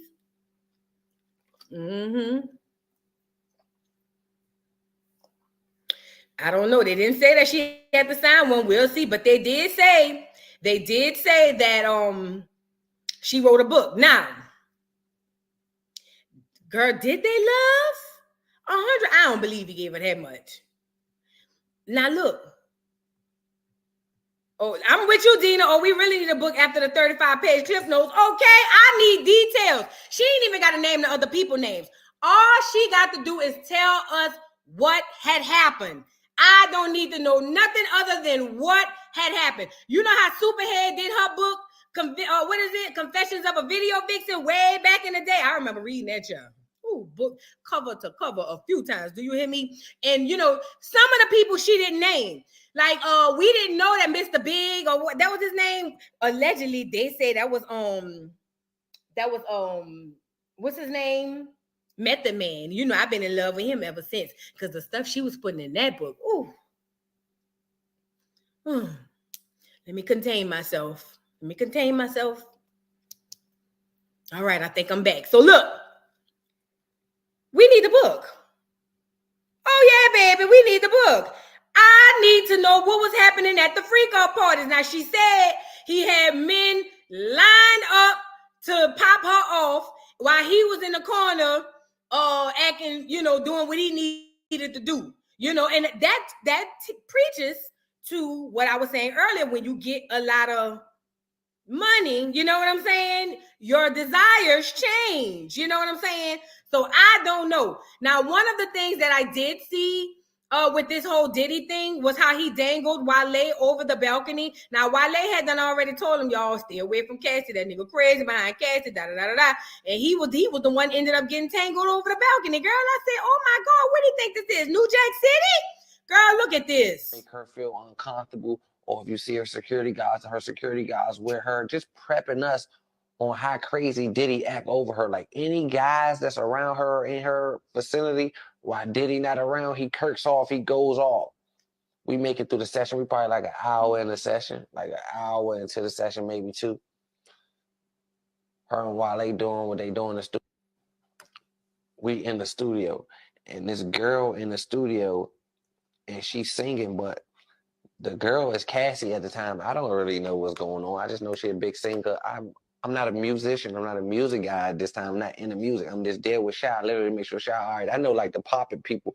Wale been telling us like before we even get to the studio with him and Cassie in the studio, Wale was already telling us like, man, we about to go to the studio with Cassie. Man, Diddy be acting crazy over her. Diddy don't want nobody working around her. So y'all make sure y'all don't look at her too wild or make her feel uncomfortable. Or if you see her security guards with her, just prepping us on how crazy Diddy act over her. Like any guys that's around her in her vicinity, while Diddy not around, he kirks off, he goes off.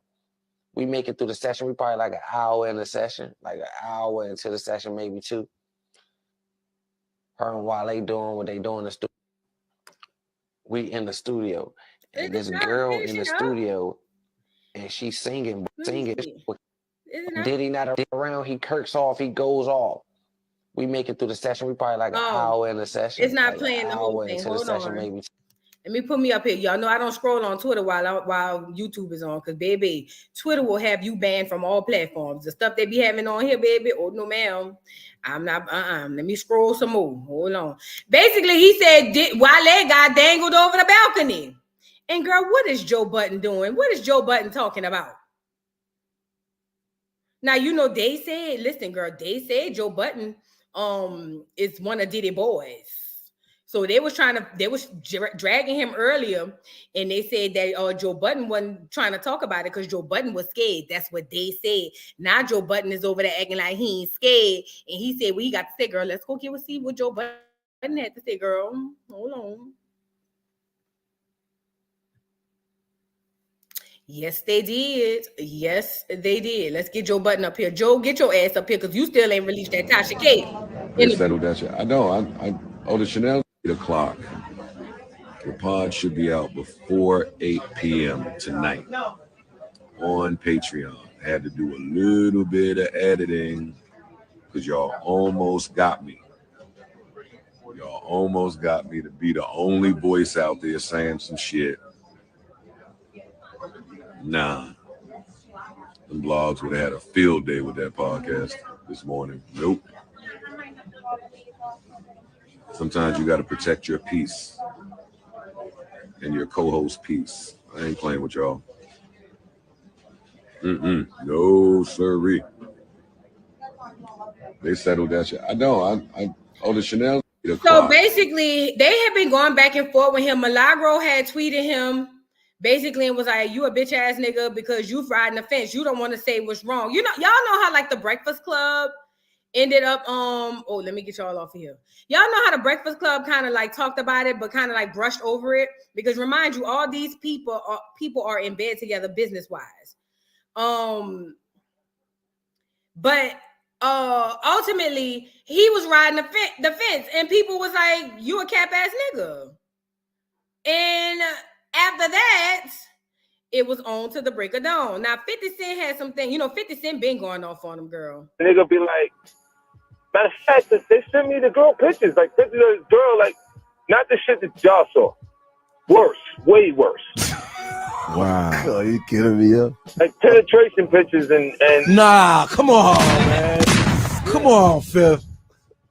all that. And I didn't even. I called the nigga. I said, yo, you fucking with this girl? Like, you like her like that? And he was like, yeah, that's my girl. I'm like, all right, I'm gonna send you something. You look at it, you call me back. I sent him the photos, the pictures, and everything. And the nigga called back and was like, yo, thanks, man. Yo, I really appreciate that. Yo, where you get these shit from? And I said, because they know, like, if something crazy is going on, if they send it to me, I'll make sure it get out there. Like, as far as this video.com is concerned. Yeah, yep. And those other properties. So they sent it to me. But, I really kind of felt like those photographs was not happening because of Cassie. I felt like they was happening because of Puffy. Right. Oh, wow. You know what I'm saying? Because when a girl moves from a man and she upgrades, niggas be insecure. You know what I'm saying? They start feeling some kind of way, especially like whoever the guy was she was with in the photos versus where Puffy's at. Because Puffy's, he ain't no slouch, nigga. You know what I'm saying? Like, yeah, he's been able to take advantage of all the suffering. So where did it go wrong though? Because I know y'all was. So he was talking about how some other guys sent him photos of Cassie in compromising positions. I'm not going to repeat it. However, he was getting it from other guys. And Diddy knew about it and was like, that's my girl. Doesn't that speak to the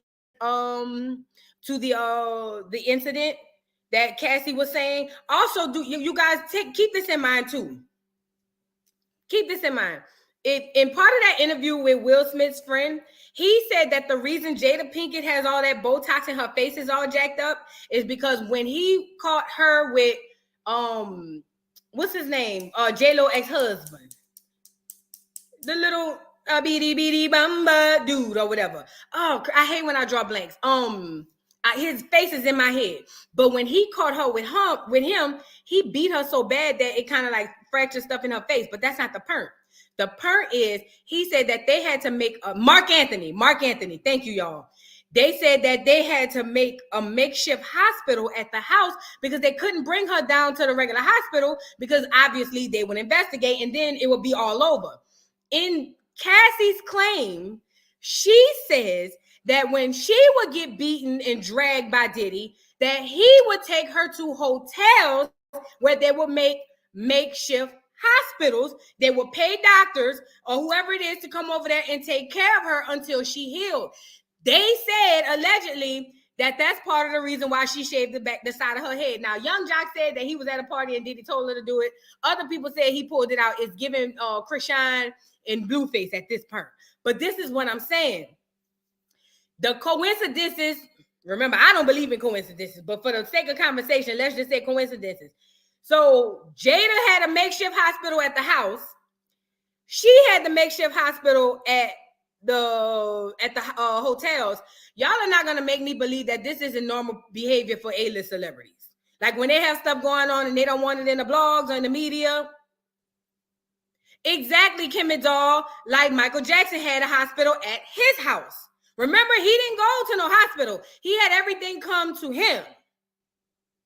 So it would make sense, you know what I mean? And I just feel like I said, I don't believe that there's a coincidence in that, but I do find it funny that mind you, with the Will Smith thing too, y'all remember Keke Palmer had just came out and said that nigga was gay. Gay is two left shoes. Yes, she did. Talking about Usher.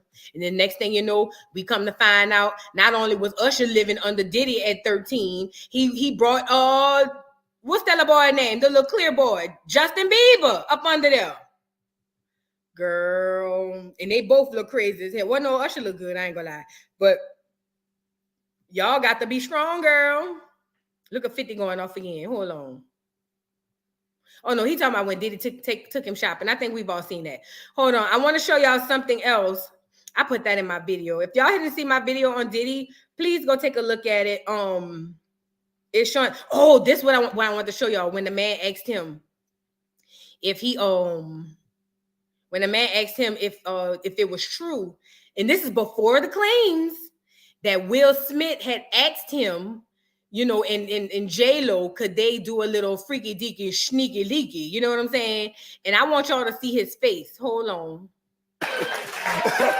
No, it's all about love, though. That's not true. You really heard that? Hold on.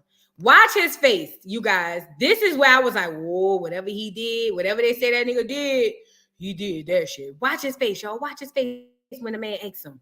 Watch his original face when the man asks him, was that true? Look. Hey, speaking of This love, is love. I saw a guy on the internet the other day who said he used to be your security guard, who said that when you were dating J-Lo, Will Smith and Jada tried to pick her up on a threesome and you were going to beat up Will Smith. Is that true? Look at his face. Look. Hold on, let me make it bigger because y'all not about to make me seem like I'm crazy. Look at his face. Take a look. Take a look. It's in a book, a reading rainbow. I can go anywhere. Things to know, or dreams to grow, a reading rainbow. Look at that nigga face, bitch. A reading rainbow. I know a guilty nigga when I see him. I might not know a lot of things. I may not know how many planets we got out there in the Himalayas. I may not know if Antarctica is at the top or the bottom of the earth, but what I do know from all of my history and experience with niggas is a guilty nigga face. Do you hear me? And if that face right there, if it was all a bunch of malarkey, he'd have just like, wow, man, you tripping. Look at Diddy face. Diddy look like you lucky these cameras is on, my nigga, because I'd have leaped across this couch like a leapfrog and choked all the hair, all the air out you. How Derrick Jackson wife said, go down your throat and slowly choke the life out of you until you name it, until the vomit comes from. That's what it gives me. He wants to slowly go across that thing and then grab him by his neck and choke the life out of him. And you know what I mean? And that and the third. I'm just saying. I may not know a lot, but I know a guilty nigga. You know what I'm saying? And that, my friends, take a look. Take a look. It's in a book. A reading rainbow. I can go anywhere. Things to know, or dreams to grow. A reading rainbow. A reading rainbow. Yeah. Uh-huh. Mm-hmm. Look at that nigga face. That nigga looking like, nigga, you lucky these cameras is running. I have Farnsworth Bentley instead of stick an umbrella up your ass. That's what it's giving. You know what I'm saying? Tell me I ain't lying. Girl, look at Diddy. Diddy, you got to be strong. You got to learn. You got to work on your reactions, Diddy. Diddy, you got to work on your reactions. Where was Farnsworth Bentley? What had happened to Farnsworth Bentley? Somebody needs to get 911 up here because I think the only thing saved this man is he's a clear man. If he was a man of any sort of melanin, that probably would have been his last interview. Diddy look like he got the hitters on speed dial. Do you hear me? I'm just saying, get Farnsworth Bentley up here so we can find out what was to come after this. You know what I'm saying? But this is the face he made when that man asked him, was Will Smith offering you and J-Lo a ticket to Pound Town? I'm out of town, thugging with my rounds. Her coochie pink, his booty hole brown, something like that, or whatever they be saying. I don't know. I don't be in Pound Town. But I'm just saying, you know what I'm saying? I'm just saying, take a look at it. Girl, look, listen. I know Farnsworth Bentley, that nigga probably know more than Cassie, to be completely honest. He probably know more than Cassie. And I'm wondering, since the rumors is the boys, you know, always spending their money on love. The boys always spending all their money on love. You wanna touch it, big it, with Nicki Minaj. Shout out to Nicki Minaj. Yeah, y'all remember Cassie and Nicki did that song? I'm plotting on how I could take Cassie away from Diddy.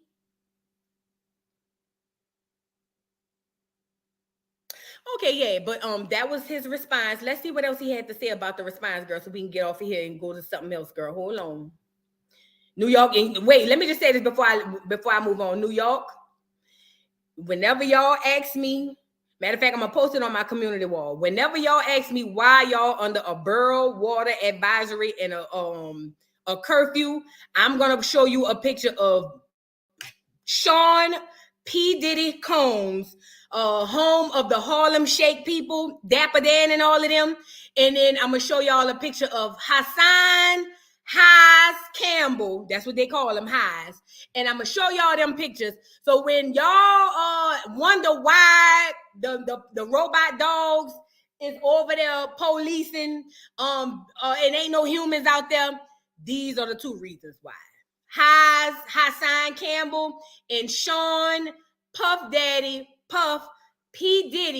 Diddy, Brother Love, all the nicknames. Yes, they are the reasons why New York, stand up, New York, stand up. This is y'all fault. I told y'all burl a water now. If y'all start burling water this week, it might get a little better next week. But as of now, as of today, burl water, y'all asses in the house. Do you hear me? Because y'all don't know how to act. The water got y'all acting a fool up there in the boogie down Bronx and all of that. They got y'all acting a fool, okay? So yeah, let me go ahead on and finish out what he had to say. His response to him asking him that.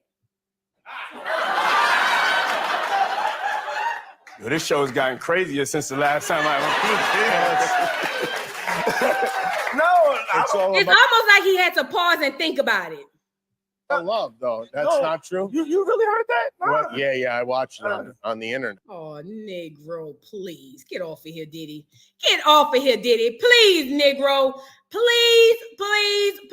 Whatever they said he did that shit. You know, we really do need Wendy Williams. I wish Miss Wendy was up in here so we can get all the tea. We need Wendy Williams to come up here and say what she got to say, because that's the only way we'll get the whole story. Other than that, we just all over here looking crazy. Man, somebody go check on Wendy to see if she could come back and see what's going on. But anyways, let me see. Is there anything else I would like to show you guys before I drop the link? Oh, yes. Let me just say this as well, since we on it. Before I say this, shout out to LB Shore. Now look, they said, hold on, I think I missed a super chat. Hold on. Thank you, Caramelly Mel. She said Reading Rainbow was based in New York too. Oh, Lord. And Farnsworth Bentley left because of abuse too, allegedly. Girl, y'all done tore up my childhood talking about the Reading Rainbow was from New York. You talking about the black ass nigga with the BDBs who made Roots? That nigga, the show? Did they make the song up in New York? Where's Shaka from? Where is Shaka Khan from? Shaka Khan might save us. Shaka Khan. Shaka Khan. Let's see where Shaka Khan from. Lord, please, Jesus, don't let it be New York. Not New York. Please, Lord, Shaka Khan, be from anywhere. Girl, I'd even let you be from, you could even be from LA, girl. Just don't, please don't say New York. Girl. Hold on. Let me see. Y'all cross your fingers. Oh, she from Chicago. Oh, won't he do it, Lord? I don't ask you for a lot. No, I don't. She from Chicago. Shout out to Chicago. Shout out to Chicago. Now, Chicago, You know, 4 has been tripping. Chicago, 4 has been tripping. But, you know, for now, Chicago, y'all stay put.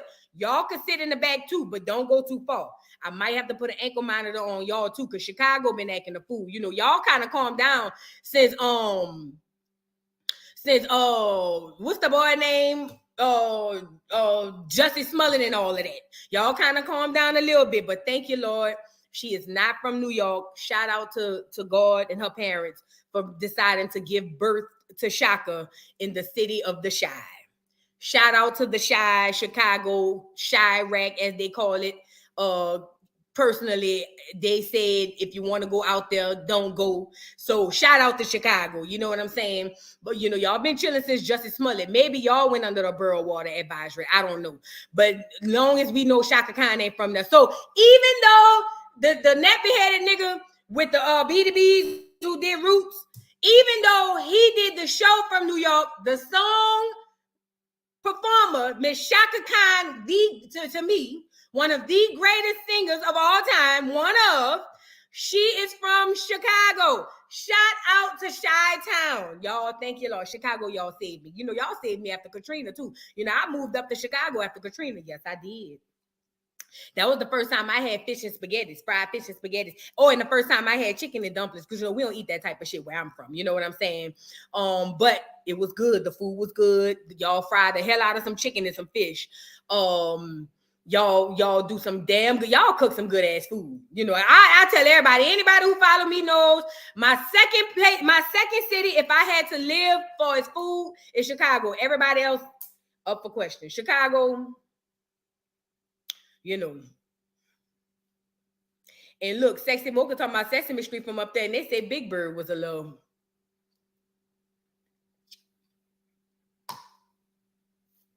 Now, before I drop the link,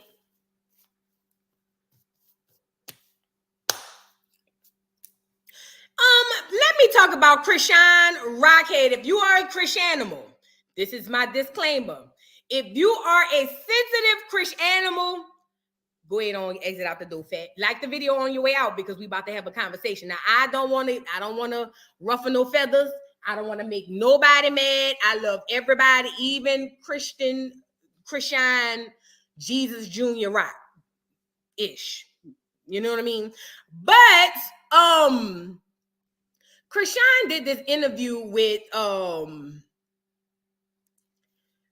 Newton. Now, you know, Cam, you know, Special K, I used to think I was from New York. Back when Beyonce and Jay-Z came out as a couple. See, my baby daddy / ex-husband, he ugly like that. You know, but you know, Jay-Z got money. So he like, you know, money cute ugly. But my baby daddy's just ugly, you know. So, you know, people back in the day, you know, he went and got him a New York fitted. He really looked like Jay-Z. I ain't bullshitting. He got him a New York fitted. And so people used to think that, you know, these like, oh, that nigga look like Jay-Z. You know what I'm saying? I used to be like, and I'm Beyonce. So back then, I used to be like, I want to be from New York. I did want to go. I did wanted to go up to New York. I did, because Jay-Z had the album Reasonable Doubt was popping. Then he doubled back with Blueprint. Yes, I did. But now that I'm older and wiser, you couldn't pay me to drive through that motherfucker. Hell no. Love my people from New York. Love y'all down to the ground. But to listen, Linda's, listen Larry's, and listen Mo's. You couldn't pay me to drive through that motherfucker. They say the traffic so bad, bitches like being constipated, girl. I don't want nothing to do with no New York. All the representation y'all done sent down here to the South.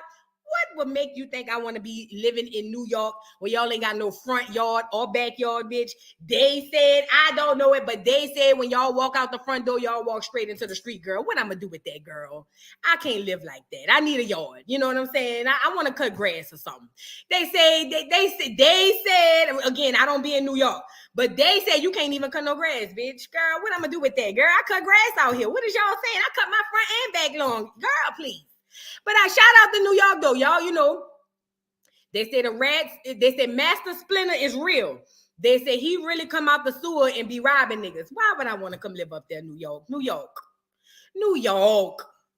I ain't gonna get nothing out of being up in New York, girl. I'm not used to that. You know what I'm saying? I don't want Saint's life to be at danger from a rat. You know what I'm saying? I don't want to be walking Saint and a rat come jump out of the bushes because he hungry and take my child. Now I'm gonna have to sue the whole city. Why would I want that, y'all? My son ain't he ain't even on that type of time. You know, he a little scary. You know, I'm not even sure if he really, you know. So just, I don't want to see the Ninja Turtles and none of that. You know, I just kind of want to stay, where they got grass and it don't get cold. And I don't have to wear them heavy ass Timbs. Now, I damn sure don't want to wear them heavy ass Timbs in the summertime. I mean, the wintertime. Well, y'all wear them in the summer too, my bad. I damn sure don't want to wear them heavy ass Timbs in the wintertime. Bad enough, you got to shake the snow off. Now you got 5 pounds of boot on each foot. But shout out to New York. I love my people from New York. My people from New York. Y'all listen. New York. Shout out to the people from New York. He from New York City, boss. Shout out to y'all, but I just don't want to live up there. I like living where people know how to drive. You know, up in New York, they say everybody get on the train. Niggas be 35, 50, don't even have a license, girl. That's crazy to me. I want to live where people drive cars. I don't want to be on no train. The robot dogs come and hit me with the blicky, all because I didn't get on the train in time. I don't want to live like that. I don't want to get on no subway and it's a nigga on this side singing, a nigga on this side getting robbed, a homeless person on this side making a baby, and then we get on the train and then it's a nigga breakdancing and a nigga over there about to rob the nigga who was robbing the niggas off the train. I don't want nothing to do with that, girl. I like driving cars and stuff like that. I don't really too particularly, want to be on a train with a trillion people at night. You know what I'm saying? That's just not for me. We don't have subways in New Orleans. If you're going around in New Orleans, you're gonna be in the Gulf of Mexico. So, it's probably not my thing, But shout out to my people from New York. Y'all are brave. Y'all are brave. They say the land of the free and the home of the brave. Oh, girl, New York, top of the list. No wonder they say if you can't make it in New York, you can't make it nowhere. Nah, see. So, yeah, but when I was young and I didn't know, I did want to live up there, but not no more. Liz, they selling candy on the train. They say they sell candy, crack, bitch. Girl, they say they selling all kinds of stuff on the train. They say you can get some ass on the train, bitch. The hoes get on the train. Them transit hoes, girl, that's what they said. Ain't no train where I'm at. Hell, they barely got a city bus in my city. I don't live in Atlanta. I live around there. We ain't even got no city bus. I still ain't seen one, and I've been out here since 2020, girl. I'm good. No, ma'am. No, ma'am. I like the freedom of driver's licenses and all of that. Now, look. No, the bang. I'm not roasting New York. I love New York. To be honest, I other than Miami, where that lady thought I was buying the blue, that's gonna be my first stop because that lady thought I was buying the blue. That was big for me. You know what I'm saying? But New York is the next stop on that. Listen, when I start doing this stuff outside, I'm coming to New York and I'm going all 5 boroughs. I'm not gonna go to all 5. I'm lying. Let me take that back. Some of y'all boroughs, I can't. I think if I had to choose out of the 2 boroughs that I might go to, I may go to Queens,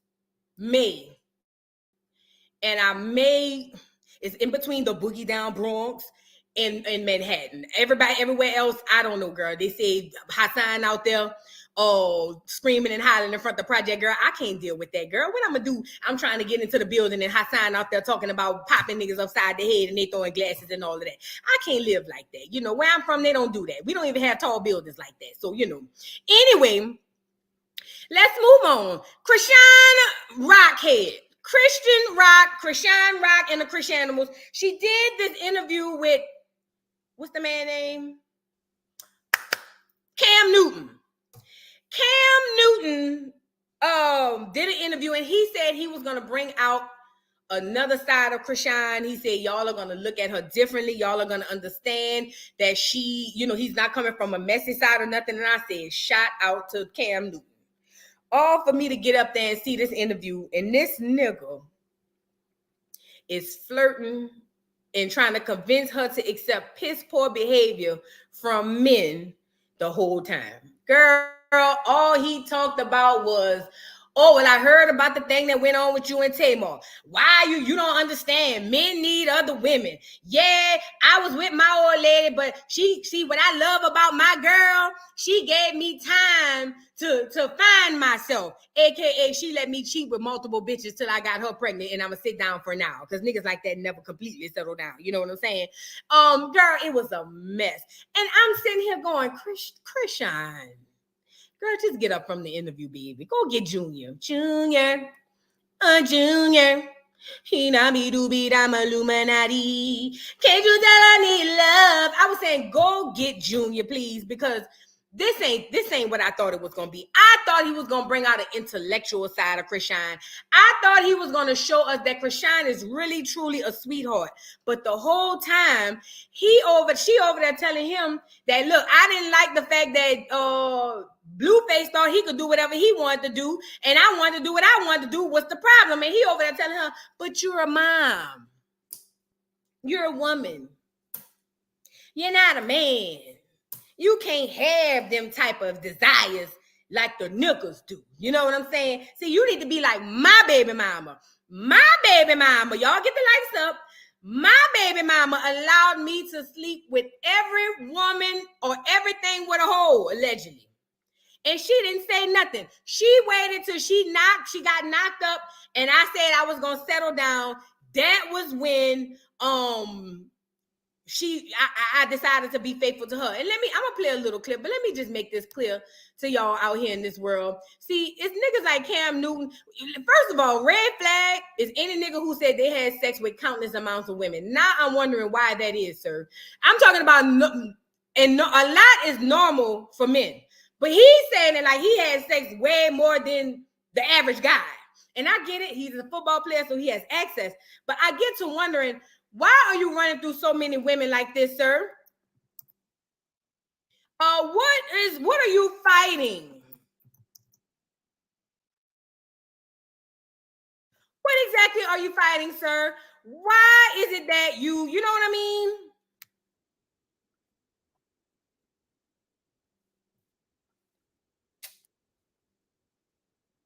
Hold on. All right, I'm trying to take this to clip.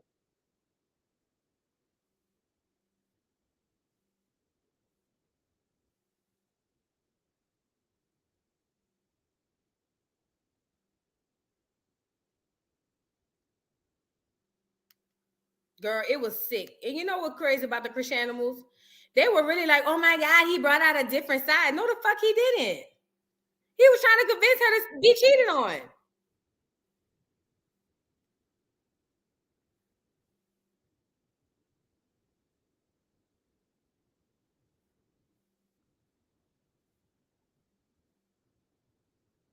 Oh, mind you, too, he is a smooth talker like a motherfucker. Do you hear me? That's a smooth talking ass nigga.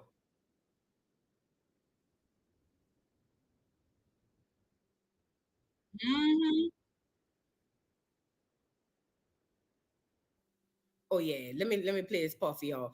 I ain't gonna show the video because I don't want to get flagged down to the ground. You know, some of these people get sensitive, you know. But girl, I say, what had happened and the fuck is going on with this? Hold on. I'm not gonna play the video. I'm gonna just play the audio because girl, this was a lot. Y'all take a listen to this.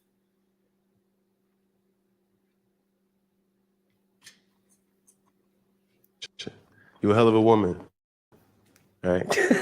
Like real shit. Like I see through all What means you see through I see through all that. You know what I'm saying? Like you can't fool with me. What you see? I'm saying that you are a hell of a woman. And I appreciate that. Strong, right? That's what them niggas say before they get in your pants, girl. Don't you ever let a nigga say you a hell of a woman and can't explain why. Girl, the nigga, that's what the nigga said to get you to you know what I'm saying? Girl. Cheat on your bitch. Mm-hmm. She can't just go cheat on you. Hold on. Let me let y'all see this. This is the one I want to show y'all. Would you Do you consider believe in that double standard shit? What do you mean? Okay, so if you cheat on your bitch, Mm-hmm. she can't just go cheat on you? The only male that you're disappointing when you decide to use your vagina as collateral damage, Not collateral damage. This is more like no, that's tit for tat. no. Okay. I'm saying like if it's an understanding and you know how shit play out, why why can't I just be chilling? I'm a good friend. So you're saying y'all never were together. No. But how could you say you wasn't together with, but you loved him? Explain that. Because we spent a lot of time together. Mm-hmm. That don't mean we was together. His dick was everywhere. Did he understand how you felt? Yeah, I was here. But you also know. When I tell you, you wasn't the only one, Yahara, I was for the first time saying, Krishan is making more sense than the interviewer. Girl, you can't make this shit up. He's trying to convince this girl that, hey, men have a natural desire to be dog-ass niggas. So you need to go ahead and accept that. But how dare you feel like you can get up here and cheat back, girl? You can't do that. But Krishan is like, well, wait a minute, my nigga. If we're not together and you can do what you want to do, why I can't do what I want to do? Girl, listen, Yahara, listen to Krishan. Krishan made more sense to him. Who he is, though, right? Yeah, and he also had to find out who I was. Yeah, but like, he's a rapper. Like, that's what.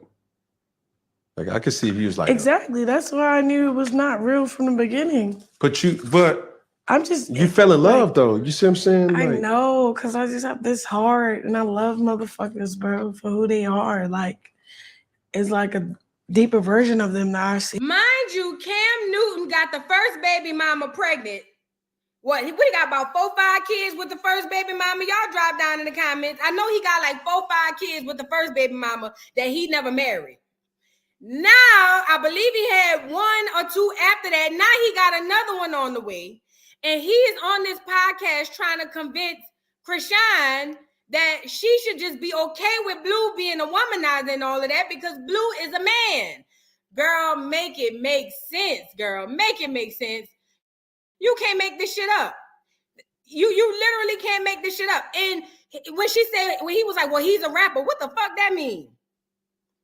Thank you for the super chat, 70. You say, hey, boo-doo dog. Hey, boo. Hey, my baby. What does that mean? What does that mean? Because he's a rapper. She a rapper too. So does that mean she get to do what she want to do? Now listen, y'all know I detest Krishan's actions. I don't know her personally to detest her, but the things that she do, I detest it. Over here, we don't play the Krishan games. We are not Krishanimals over here. But when she right, she right. She's literally on this panel telling it, or not the panel, on this interview telling him it's not making sense. You're telling me I should allow him to do whatever it is he wants to do, but I shouldn't simply because he's a rapper and I'm a woman. Girl, you can't make this shit up, girl. Cam was it just ill. I already knew it though. You know, be wearing them tight ass pants and shit, girl. See? Okay. I fuck with. Explain that. How did you fall in love with Jonathan? Okay. That's easy. He was nice. He was funny. He was cool. And he was my homie for her at first. Who said I love you first? She did. I don't know. Probably me. She did. She's a Pisces. We all say it first. When did he, take me through a time? Because I think really for sure when he got you.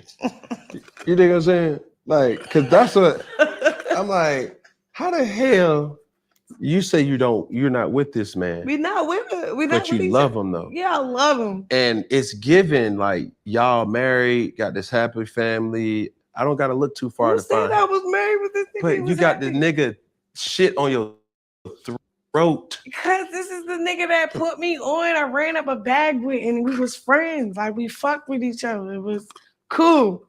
Then it just got toxic when we wanted to control each other. When did that happen? Okay, when I left his motherfucking house with his truck and then got locked up, he basically, it's you going too far with this toxic shit. Come back home, and he brought me closer. Instead of having me at this other house I was at, he moved me in in the house that he live in. And then I'm like, okay, we playing pretend wife and fucking husband. And I was going with the flow because I fucked with him. I was like, Girl, that interview was trash. I didn't really learn anything else from it. This is what made me upset about the interview. The way he was set. First of all, let me just say this. And a lot of people may not know this, but I believe that everybody in the industry is using Krishan for her clout. Let me explain. I do not believe that a person like Tamar needs a Krishan Rock. But that don't mean I don't believe Tamar didn't use Krishan Rock. You see what I'm saying? Right now, social media wise, which everything now is ran through social media, Krishan is like the queen of social media, period. Good, bad, ugly, and different. You know what I'm saying? And I believe all these celebrities, rappers, sexy, all of them, Sexy Reds, bringing her out on the thing and all of that, I believe that they are all using her for her clout. I don't believe none of them actually care about her. And I believe Cam Newton got in line. Don't get me wrong. He had already hit her up and was like, hey, y'all, hey, girl, come do an interview. But the opportune time of immediately following the Tamar thing was just a bit too much for me. And I didn't like it. And I feel like me being able to see with my third eye, I felt like that nigga on some bullshit. And then you didn't even he did a little, a little 1-2 yin yin. He found out she played football. He really didn't have no more information than the average person who just heard about her. You can't make this shit up. He used her. I don't care what nobody say. He used her because, and then, like I said, the interview had no substance about it. It was just on some, oh, let me get her up here right now because she hot and she trending. And I will be the first person coming from this scandal with Tamar and them. You know what I'm saying? It just was given opportunity, and I don't like it. And they're gonna use her. But the crazy part is that she's not even gonna see it. Y'all, I'm dropping a link. She's not gonna see it until it's too late. And it's so funny because this is about to sound crazy. Let me say this. Although Blueface used her and took her money, that probably was the best thing for Krishan because Krishan is incapable of making sound decisions as it pertains to her career. Because we see what she's doing now by buying $40,000 pacifiers. And then you walking in the mall, not the mall, I'm sorry, the airport, just you and your baby by yourself, enough somebody to rob you. Like, I understand why Blueface kept the money. You know what I'm saying? Yes, she did. She told him there was 60K on the live, and he said, I normally only get 6,000. That told me all I needed to know about him. Exactly. She definitely brings views, Patricia. Yes, she does. That is literally why she's there. She brings views. And everybody knows that except her. And she thinks, and it's so bad because I know as a Pisces, for me, typically you get to be gullible and start thinking people really care about you. And I believe that's why that shit went left with Tamar. Even if it did or didn't happen the way they said it happened, shit went left because she felt played. And that's just how we are. We feel so played because we be thinking to ourselves, oh man, I would never do that to them. Why would they do that to me? You know what I'm saying? Let me read this super chat. Thank you, Seven. It says, Krishan is not dumb. She is speaking from her point of view, okay? I don't know, girl. I don't know if she's dumb or smart. I just know when it comes to this industry and this business, she's not the sharpest tool in the toolbox, Seven. I'm sorry. I don't know if she like book smart or I know she got a hella common sense. That's not what I'm talking about. What I'm saying is she's moving around in the industry as if people genuinely care about her. And I believe in my heart that they really don't. That's just what I believe. What's going on, AOP? Hey, how you doing? Thanks for having me on. I love your show as always. Hey. Okay, I do agree with you. You are spot on when it comes to Krishan. When she said that with the tattoo, she was like, "This is the first person that put me on." Well, I never put my first job on my neck. You get what I'm saying? I don't see people walking around with McDonald's and ABM on their neck. But I did want to talk to you about the Cassie and Diddy situation. I don't know if I could just wait or did you want me to go into it? No, go ahead. Okay. This may call up a little crazy. I am a little ignorant, but I I am thinking a way that I think the majority's not thinking. I really think that with Cassie, I'm not taking away from her the fact that that stuff did happen. I won't take that away from her. The age difference at 19 and how he was much older than her. And yeah, there was some grooming in that. And when he dropped that Me and You song for her, she thought that he probably was the next thing, best thing God. But my thing is like, why? To me, it gives extortion because after you got out of this, you got remarried in 2018. And how I look at it is that if you've been that traumatized, I don't think I would even deal with men just so straight up, let alone even being in a relationship and getting married. And I'm just kind of stuck on that. And and I don't want to take away from the fact that she, she went through what she went through because I believe she probably went through a lot of stuff. But it's like at one point, I'm just like confused with that. If that makes any sense. This is my thoughts on it. Mm-hmm. And it kind of aligns with what you're saying, but kind of not. It kind of like straddles the fence. Mm-hmm. I believe that it happened to her. Whatever, all that, it was too much details for me to not believe it didn't happen. So I believe it happened. Do I believe that this is an opportune time? Yes, but not the way you're thinking. I believe that Diddy pissed off people bigger than Cassie. And this is my conspiracy theory brain. I believe that Diddy pissed off some people that was bigger than Cassie that allowed that to take place. And here we are. Now, does that mean Cassie making this up or she's just trying to capitalize? No. I believe Cassie, behind the scenes, from what I've been reading and seeing from behind the scenes, she had been working on this behind the scenes a long time. And he had been calling her bluff. So when she finally called his bluff back and was like, okay, nigga, we gonna go public. I don't think he thought it would catch fire like that. I believe he was trying to nickel and dime her behind the scenes. And then when it caught fire the way it caught fire, it kind of backfired him. But I said it at the very beginning. He had just got into it with the Marvel people behind Dressing Like the Joker. And he was basically sending them a big FU. Also, he had that issue with the liquor brand for what do you call it? For Ciroc. And he was suing them or trying to say that they were discriminating against him because he's a black man. Like, it's a lot. I believe that Cassie was the catalyst to tear him down, even though her claims are true. That's what I believe. I would definitely respect that because I really wasn't thinking that I really wasn't thinking, and I definitely respect that. Thank you. Thank you. No problem. But he did whatever they say he did that shit. I don't care what nobody said. And also, why do, I mean, I'm sure men do it too, but it's more common with women. Like, you kind of come in a situation with a motive as well. I'm sure he had his own motive. She had her own motive. It's like when, like, you still, not her, but just in general, you still go under the desk if you don't want to get a certain position, whatever career it may be, and you got to go up under that desk and put that guac 5,000 on, you still go under the desk, as opposed to saying, no, I'm not doing that. So you wait until you get to where you're at, which gives motive and intent, and then trash the people that you did this to when you know it was wrong from jump. Like, why wait so many years? Well, you got to understand, when it comes to victims of abuse, mm-hmm. most victims don't even want to talk about it, let alone say anything to any type of authority. Mm-hmm. Because what we know to be fact is when victims come out, whether it's to family, whether it's to friends, whether it's to police or authorities, you typically get shunned. In the black community, black young girls say, mama, he did this or he did that. The family mad at you for saying something. You know what I'm saying?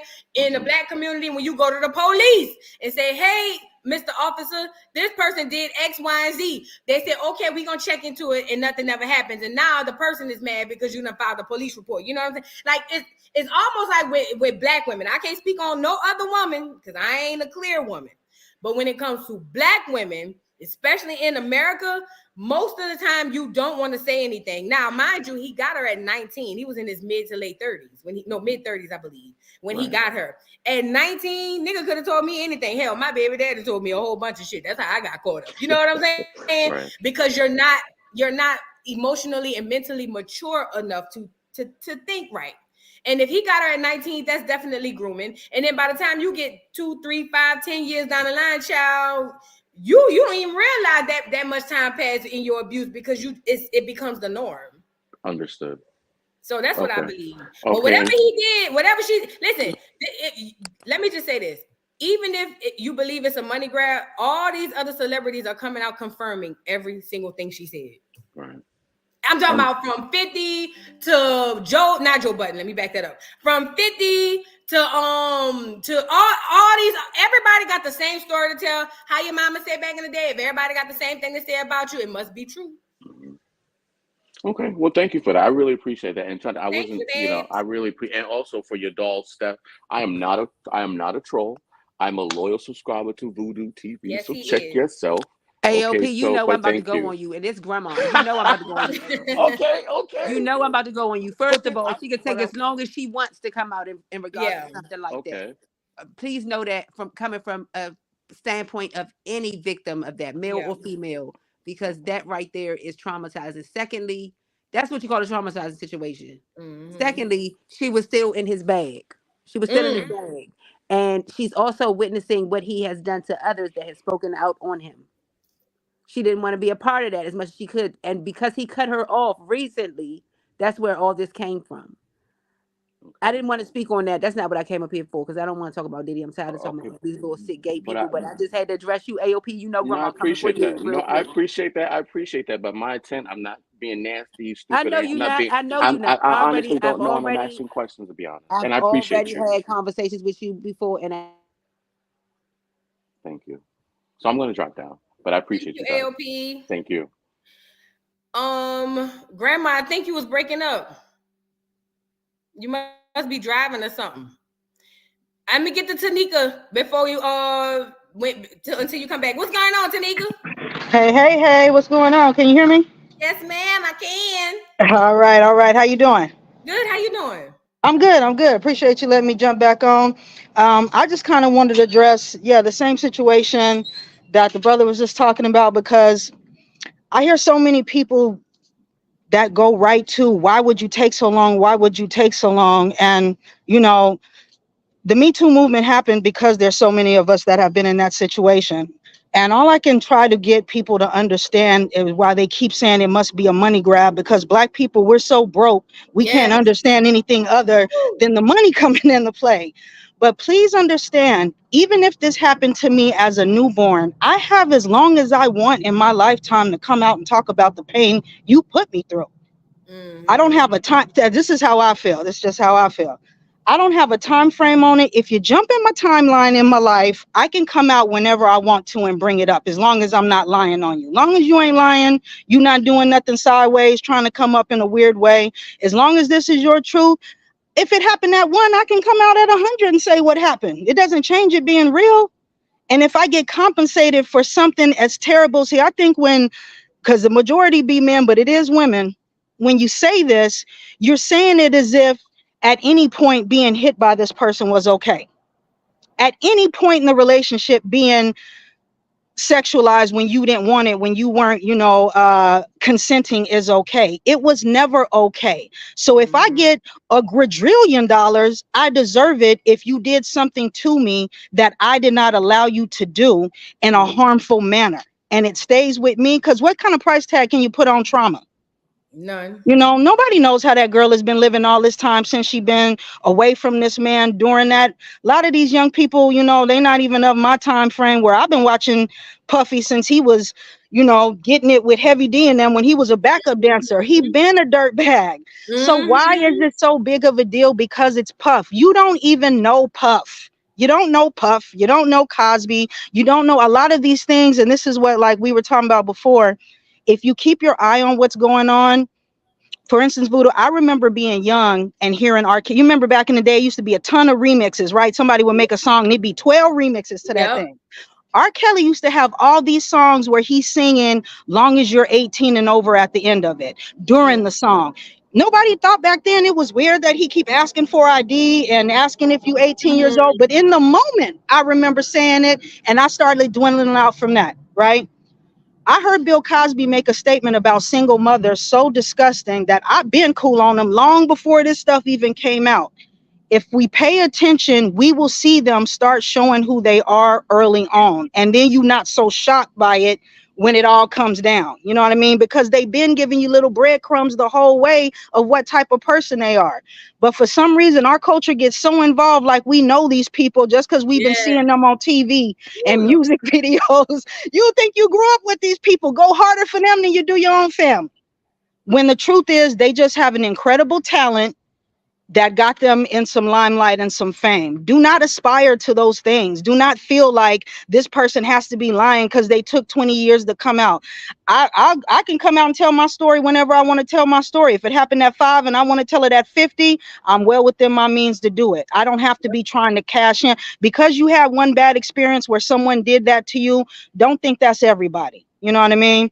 So a lot of this stuff, if we pay attention while they're in their heyday, a lot of times they showing you, like you've been saying, you know, this Jay-Z thing probably finna go in a little bit.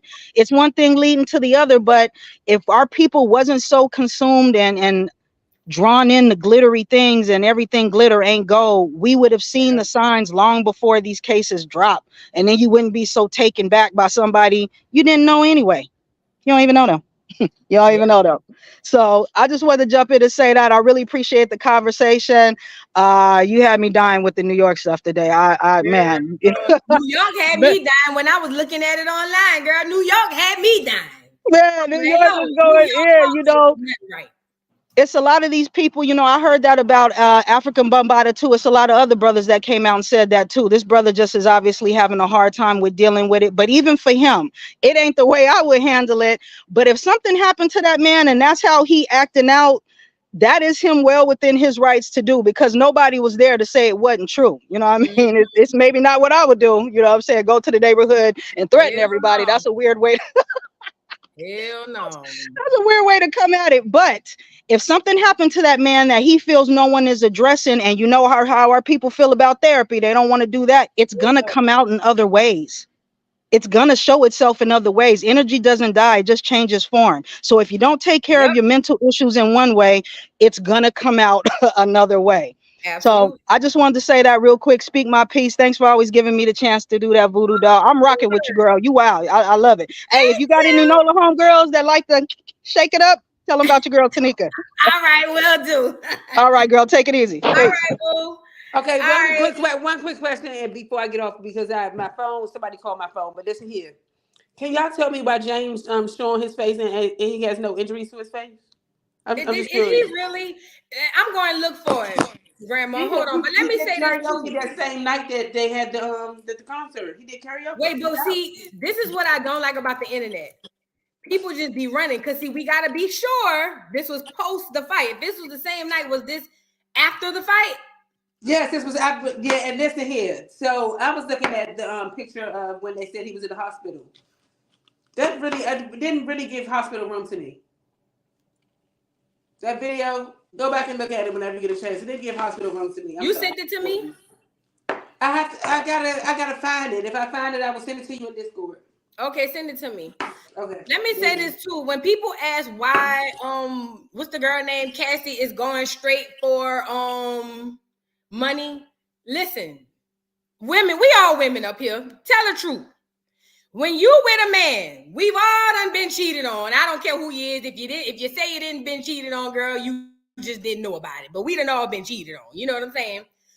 We all know how to get back at a man, right? So for instance, back with my ex-husband / baby daddy, I knew he had a thing for cologne and ties. That nigga used to spend so much money on cologne and ties. So whenever I would catch him slipping, one time I put all his ties in a pile and I burned them. Then the other time I took all his colognes and broke them up. You know what I'm saying? Because he's spending $100, $200 a bottle.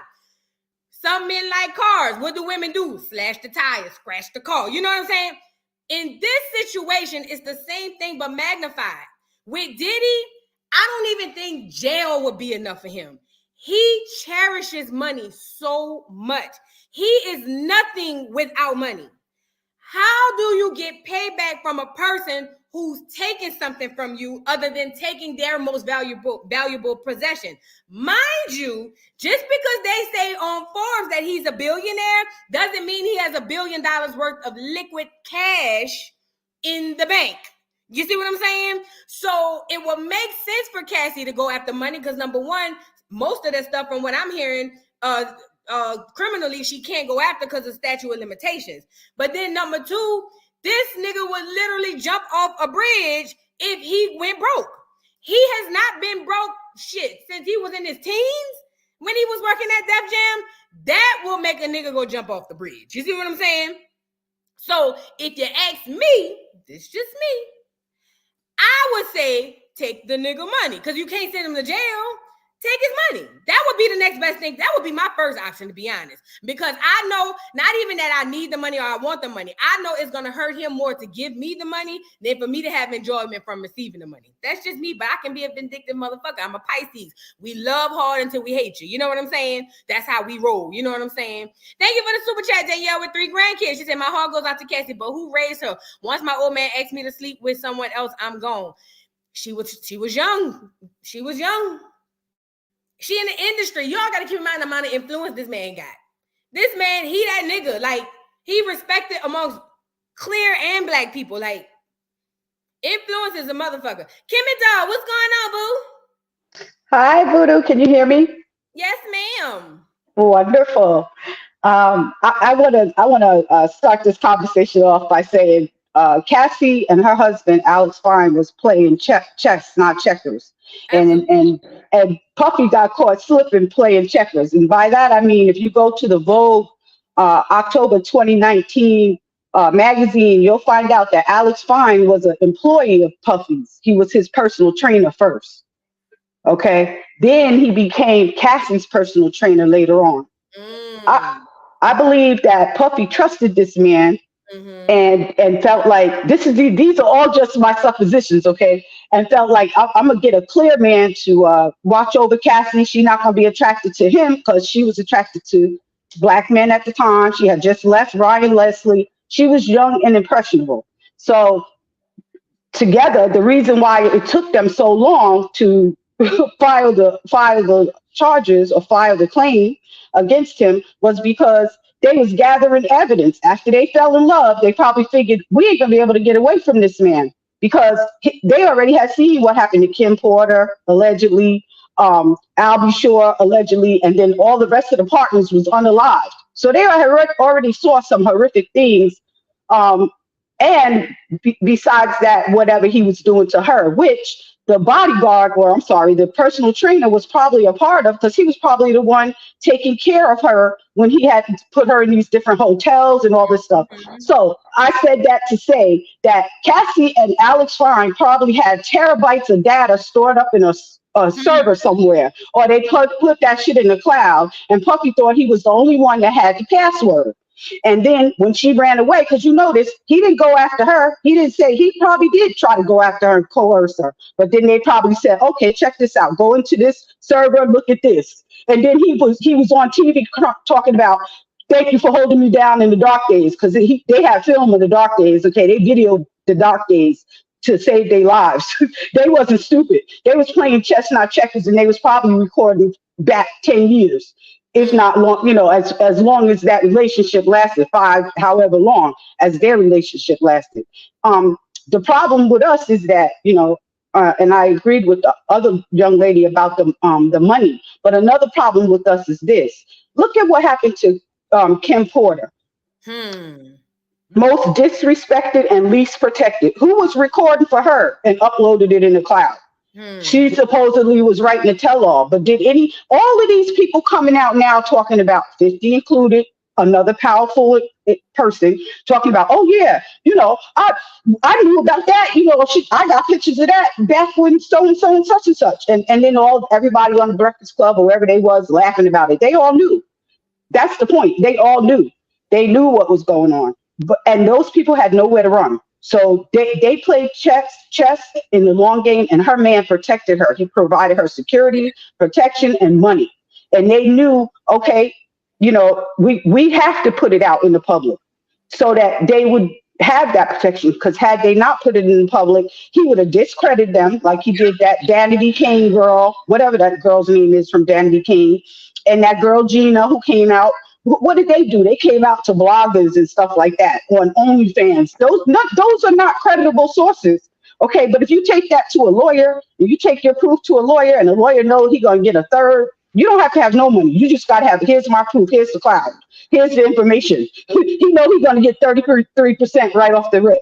So yeah, that lawyer was like, oh yeah, I'm gonna take this case. We're gonna wait. We're gonna do it this way.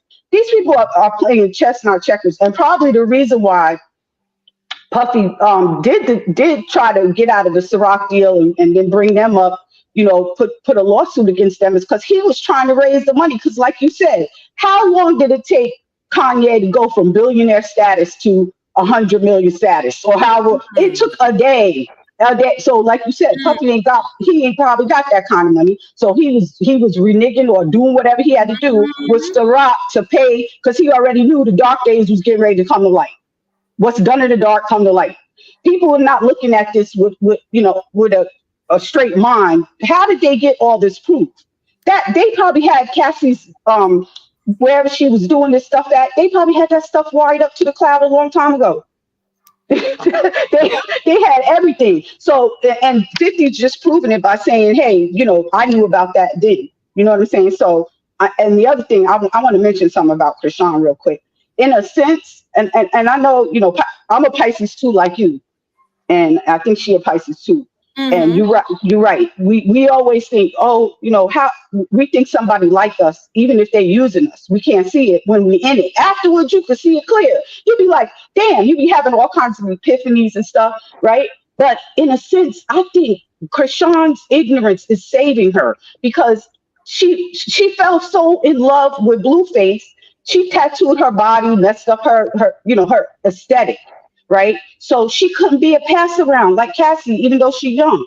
She got discovered when she was young, but she fell so deeply in love with Blueface that the pass around thing didn't work on her. Now, you mentioned Jada Pinkett earlier, and you said everybody had a piece of Jada. Why do you think that is? Because them young girls, when they come in, remember, Jada was young, 19, 20 years old, they a pass around. They gotta do what they gotta do too, just like these dudes gotta bend over in the Will Smith pose. Everybody else got to do their thing too. So just remember that. So maybe, the rejection is that girl's protection, even though I don't agree with what she's doing. And I think she's crazy as anything. This, my opinion, not yours, but it might be protecting her. And that's all I got to say. Thank you, Voodoo.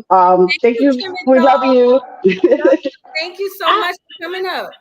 I'm sorry, Voodoo. Can I address the comments for a second as a survivor for a second? Yes, They keep saying it's about the money. I was SA from 6 to 14. Ain't no money you can give me. And I understand, Cassie, because money is protection. Who SA me is very wealthy. I'm in my 40s now. He's in his 70s, and he's still stalking me on Facebook. Okay?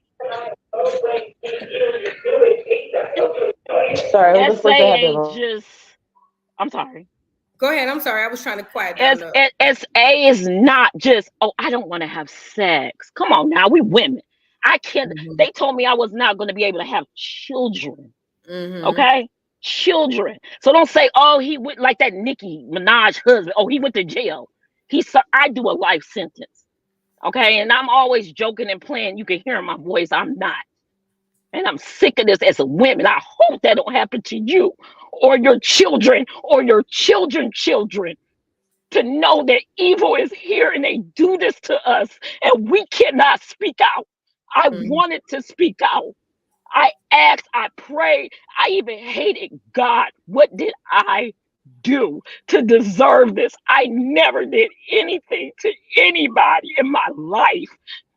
So please have respect for those who are still fighting every day. This is not a joke. Nobody don't give a fuck about money. That money ain't gonna help her sleep at night. She's doing it for protection. She's afraid.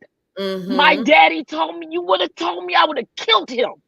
And I was still afraid. My daddy is an Army sergeant. If I would have told my daddy, he would have took everybody out. I was still afraid. I was afraid for my daddy. I was afraid for my mother, my little sister. So please stop with that money stuff, because the world runs on money and what the hell, clout. Not everybody runs on that. We're trying to survive in this nasty world. I'm so sorry. I did not mean to come up here and do that. I promise. I appreciate your passion. Don't I appreciate I know I'm the jokey one in the comments and having fun, but I'm seeing women doing it more than even men. Yeah. Oh my, it's money. It's money. Y'all care about money. I got money. What about it? My husband got money. What about it? That still don't help me cry. He had to hold me at night. He didn't even do nothing. I was 16. That's the end of it. I'm almost 40. Yeah. It's not about money. So please, can we stop thinking on this lower scale, this mediocrity, thinking that we are indoctrinated in about money? What is that? Money not going to do nothing. Money ain't going to stop me from crying. I'm in my car right now. It's not. So I'm sorry. I didn't mean to take that to that level. I know I'm the jokey, funny one. I try to keep stuff light, but it's a lot. And as we need to protect ourselves and we need to protect our children. We're tired of this. Right. We're tired of it. I'm sorry. I love you guys. No, I love you. you. Thank Good you so night. much for coming up. I appreciate it. Bye. You don't listen. You could have just helped somebody just now. You don't even know it. You know what I'm saying? Thank you so much. I love you guys. Thank you so much. Let me say this, y'all, before I go to the next caller. Let me say this. See, when you deprive a person of something, when you deprive a person of something, people tend to need it more or think that they need it more. Let me say this. The Black community, when it comes to the socioeconomic status of people, we're at the very bottom of the totem pole as a group. You know what I mean? And what happens is because we're not used to being and having money, we prop it up on a pedestal. Y'all have to understand, if I went through half of the things that Cassie went through, no, money not gonna make me sleep better at night. However, if I can provide a better and safe future for my kids, for myself, because mind you, without money, I can't be safe. This man has money and power. Why wouldn't I want the money to make sure that not only I can provide a safe environment for me and my children, also my children can live in an environment and in a lifestyle where they may not be subjected to me trying to get a record deal. My mama bringing me over there by Diddy, and then boom, here we go. You know what I mean? So y'all got to understand it. You can't just keep saying, oh, well, it's different because she just wants the money. Listen, if she had baseless claims, we would have a conversation. I'm not even gonna lie, y'all. If this girl got up here and said some shit that nobody can corroborate, everybody looking like that ain't what I heard, bitch, we would have a conversation. But this girl is literally saying stuff that 90% of the people in that era of music is corroborating and saying the same thing. So my thing is this. When you don't have money, you think money is everything, but the Bible saying, I ain't no Bible thumper, for the love of money, not money, for the love of money is root to all evil. Diddy loved his money, which is why he did. Let's just take Cassie off the table. Do y'all understand the amount of things he did to the artists? Do y'all know what he did just to the artists alone? For the love of money is the root of all evil. If she can take some of that money away from somebody who is powerless without it, because I don't care what none of y'all say. Without money, Diddy is nothing. If Diddy went down to $10 million in his network on his bank account, that nigga gonna jump off the highest bridge in Manhattan. I'm telling you what I know, not what I think. So y'all can sit up here and be like, oh, she just wanted to take his money. She just wanted to take his money. Well, if I suffer the abuse that I suffer, yeah, I want compensation. You damn right I want compensation. Because you know what? Now I got to make sure my children are taken care of. I got to make sure I'm taken care of. So you damn right. And then also, I know that's the only thing gonna hurt that nigga because I can't trust the judicial system. Money buys people out of bullshit all the time when it comes to society and the judicial system. No. I'd rather tarnish your image, put you on trial in front of the court of public opinion, where you will be tried and judged by a jury of your peers. Because guess what? What y'all don't realize is in 2023, what social media say governs what happens in real life. You know that, right? If everybody on social media say that he's guilty, all them brands gonna cut ties. Y'all saw what happened to Slim Thug, ugly ass, huh? He came out here talking about, I don't believe it. She just won behind his money. They bringing up shit about him sleeping with his cousin. That nigga was apologizing in 30 minutes. Y'all got to be strong, man. This shit bigger than rap. Y'all thinking it's about money because we broke. And I'm saying we because I'm Black. Y'all thinking about money because we broke. This shit bigger than money. What's going on? Don't call me half breed. Hey, Voodoo babe, how y'all doing tonight? Hey. Hi. This your first time on camera? Yeah. You are gorgeous. Thank you, honey. Hey. So I wanted to come on camera tonight because this is serious for me. You're a Pisces. I'm a Cancer. And I took my baby daddy whole CD collection out one by one, scratched them up, and put them right back where they go. Okay. That's the funny thing. Let's talk about how the men feel about Cassie. Because what I hear him saying, like AOP said when he come up here, was, why is she doing this? Why is she doing this now? Why this? Why this? But the questions were all pointed at Cassie. When are we going to point those questions where they belong, which is why did Diddy do this? Not why is Cassie doing this now, because Cassie wouldn't be able to do this now had Diddy not did that then. So stop asking that girl why she's doing it now. Instead, redirect your questions to the source, which is him. Why'd you do that? And leave me alone about, don't talk to me about that Cassie stuff. And I don't care what nobody says. That girl was 19 years old. And when you read her complaint, she first comes out and she says, he forced a kiss on me and I ran away.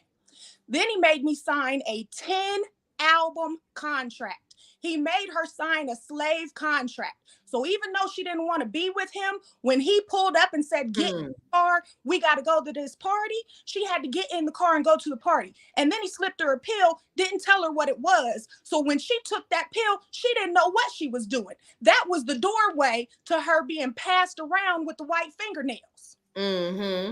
Because once you start that stuff at 19 years old and that starts to become your everyday life and that is normal for you and you don't see no way out, that's all you can do. When she finally was able to break free and took some time to live a normal, quiet life, that girl wasn't messing with nobody. Nope. Nobody. She took her time to live her life and get some love from somebody who actually cared about her, have someone who love her, who need her, gained her strength, and she came out and did what she needed to do because she said, y'all need to know who this man is, and he might not go to jail, and I might not even get no money off of this lawsuit, but y'all gonna know who he is, and he's gonna lose money. Facts. Whether he gave her money, he was still going to lose money. Either way it goes. So stop asking about why is Cassie doing this and why is Cassie doing that. Instead, direct. You know why you're not directing your questions to Diddy? Because you scared. That's why. Y'all men is scared of this man because of the power that you know that he wields. Yes, and ma'am. Stand behind a woman like you always do when the going get tough and you down in the mud, you come back and you cry to a woman and a woman figures it out for you.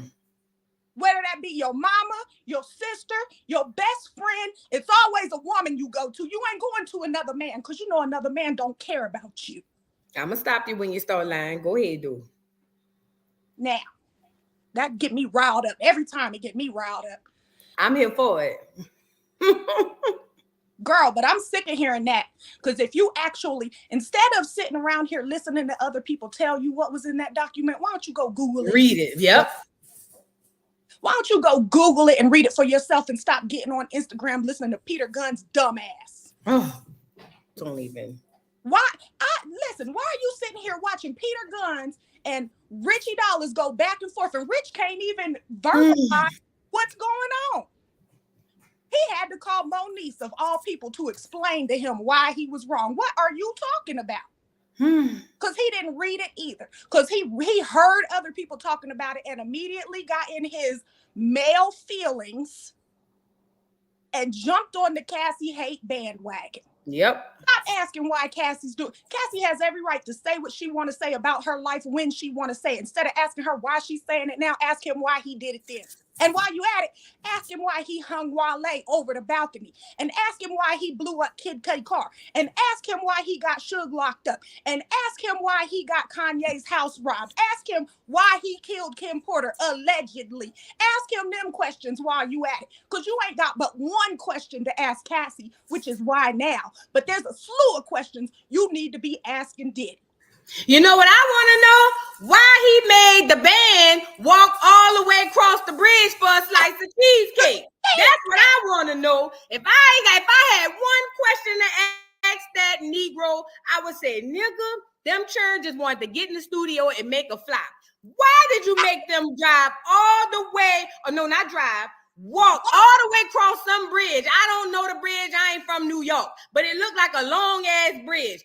Why would you make them walk all the way over there for a piece of cheesecake? Your ass ain't gonna eat. I have many questions for Diddy, baby, many, but that's top 3. So why you made them walk across that bridge when it was cold outside? Because if my recollection it doesn't fail me, they had on leather jackets at the time. Tell me wrong. So it's cold in New York, and you got them walking over the bridge of the river for a slice of cheesecake. You know why he did that? It was to show his power. Grooming too. It was grooming to see how far he could go. We've been I was talking in the Discord the other day. I said, you know what, for the last 30 years, we've been saying, oh, Suge is horrible. Suge is a blood. Suge is a gangster. Suge did this, Suge did that. Come to find out, Diddy was Suge. And Suge probably ain't done 99% of the stuff that we put on him for doing. Right. Wait, virtually glorious. This is a top 2 question. Why he shut down the studio every 2 days? I have many, many questions. Girl, Diddy, whatever they say that nigga did, he did that shit. I don't care what nobody says. He did it. And then now that I'm done with Cassie, because I said what I needed to say. But I do not believe Brother Bilal. And I found the one thing that me and you disagree on. I don't believe that man. I don't believe him. You can't pay me to believe him. I think he's lying. I ain't saying it didn't happen. Yeah. What I'm saying is he didn't see it. He a lie. You think he didn't see none of the stuff he saw? Not the stuff not the stuff that's breaking the internet. Not those. Like him and Dwayne Wade. Not Dwayne Wade, the other Dwayne. Right. He didn't see it. Now he might have heard about it. That's probably a possibility. But he didn't see it. So I don't believe him. I don't believe nothing he say. He could tell me the sky is blue and I'm going to go look because I don't believe him. He lying. He's lying. But that's what I had to say. Thank you, boo. You're welcome. Love you. Love you. Thank you for coming up. Let me read these super chats. Thank you, Mumu and Mimosa. Y'all go sub to her channel. Sending love and support to you as always. Thank you so much for the super chat. I appreciate you. Thank you, Danielle Noble. She says, abuse is never about sex. It's about power over the victim. I too was SA as a child. I told my story at 39. That's why I said there is no time limit or time frame on when a victim can speak. Thank you, Candace. She says, Kimora said in New York Mag in 2004, Diddy threatened to hit her while she was pregnant, standing up for Kim after he put her hands on her. Listen, also, Kimora, what's her name? Tyra Banks was trying to save Kimora too, because when he met Kimora was 15, baby, talking about not Russell Simmons. Yeah, Russell Simmons, baby. And they said he was in his mid-30s too. Let's talk about it. Jay-Z, Russell Simmons, Dame Dash, Diddy, all of them was around there with them churn. Allegedly, they said. I don't know. You know what I'm saying? But thank you, Candace, for the super chat. Thank you, Kimmy Doll, for the super chat. She says, why didn't all the black men who knew he was save Kim Porter? They let the abuse happen. They participated. Exactly. And it goes to what Don't Call Me Half Breed just said. A lot of black men were afraid because they knew what was going on. All of them knew what was going on. None of them came out and made a big stink about it except 50. But they knew that there was power there and they didn't want to speak out against it. Let me tell you something. I believe the only reason 50 was able to speak out about it is because, number one, he seemed fearless. And then number two, he had just as much power. So you can't threaten me and make me feel scared, my nigga, because I got just as much backing as you. But in my opinion, a lot of men knew what was going on and nobody said nothing. So I agree with that. Thank you, 7D, For the super chat, she said, "Can we talk about baddies eat soon, voodoo doll? Because last episode was crazy. You don't have to be a Pisces. I'm a man. Wait, I'm an Aquarius, and I feel where Krishan is coming from. Oh, girl, Aquarians have feelings. Oh, girl, that was new. That's something new for me. I ain't know about that, girl. Every Aquarius I know is hard to the ground. But 7, look, I watched the episode. I'm gonna do the video. It will be up tomorrow morning. I'm doing, but it's on my backup page. If y'all like baddies, it's on my backup page. Voodoo Doll TV's The Dollhouse. It definitely will be up tomorrow. Make sure y'all are there for it. All right, Shay Miller, what's going on? Hey, Voodoo, how you doing? Hey, boo. You know what I'm saying? I'm a big fan. I've been rocking with you for a couple months now. I've been watching you faithfully. But I want to, I don't know how to say this. Like, it's all in my head, but it's all scrambled up, so I'm going to say this way I can. I agree with the last person who was on, and I also agree with the stud. And I agree with you, too. I got a whole bunch of questions for Diddy. Like, first of all, can we ask why the hell was he driving in a different truck than Biggie was when he got killed that night? Ain't nobody asking that question. Ain't nobody asking the question about the band. I was going to say that, too, before you said it. Making them walk and stuff like that. But I do want to say, like, I watched your video yesterday with Peter Guns, them. And it's pissing me off about the money situation. You can't tell nobody when or how they feel about when they've been hurt or harmed. First of all, she's been with that man for 10 years. You know, she had a contract under him. She probably signed a whole bunch of NDAs. Ain't no telling. And if she wanted to get the money, she wanted to get the money. She didn't file this lawsuit to be the voice for everybody. You know what I mean? That's how I feel about it. If she wanted to file that civil lawsuit just to get so she can get money in her pocket, then that's her decision. Why is everybody pinning all their problems on her to speak up? Like that, if that makes sense. You know what I mean? You know what I'm saying? No, it makes sense. Like, and there's another thing too. First of all, they need to lock up the whole damn industry. First of all, because all of them groomed every damn body. Right. To me personally, I done watched plenty of damn videos, and I've seen a lot of people. Not only Russell Simmons, P. Diddy, Jay-Z, all them clear, as you say, a whole bunch of them. And it goes all the way back to the 1920s with Charlie Chaplin. His first wife was fucking 13. Ain't nobody talking about that. Ain't nobody talking about Elvis Presley. His wife was 14. Ain't nobody talking about that motherfucker Jerry G. Lewis. His ass was, not only did he marry a 14-year-old, he married his cousin. Ain't nobody talking about that. Right. It's just like, it's the picking and choosing for me on social media. Right. It's the picking and choosing. I feel like everybody know right from wrong. You know what I'm saying? But people pick and choose because, like you always say, it all depends on how much they like that person and fangirling over that person. You know what I mean? But everybody know right from wrong. Like when Peter Guns and Slim Thug, when I watched that video, they was pissing me off because I was like, all y'all concerned about is the money. So we're not going to talk about the fact. Y'all just going to throw away the fact that what everybody read on what he said, what he did to her over the years. So y'all just gonna throw that all away because she settled?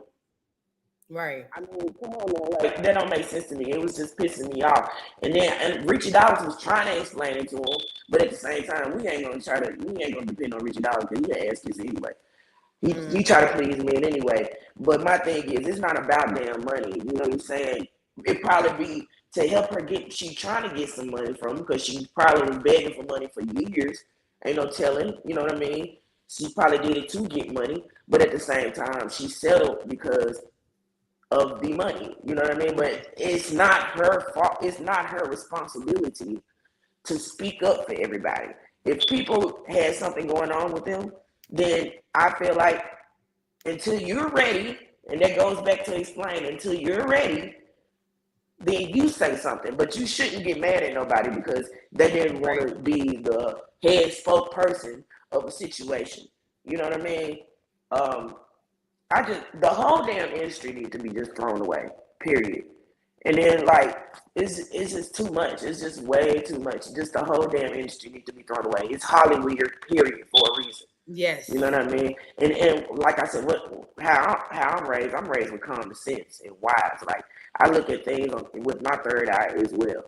You know what I mean? And I just feel like I'm trying to get my words out because I'm kind of nervous. I don't do No, this. you good. I don't do this at all. I'll be having so much to say when I'm not on camera. But what I was gonna say, what I'm trying to say is that I'm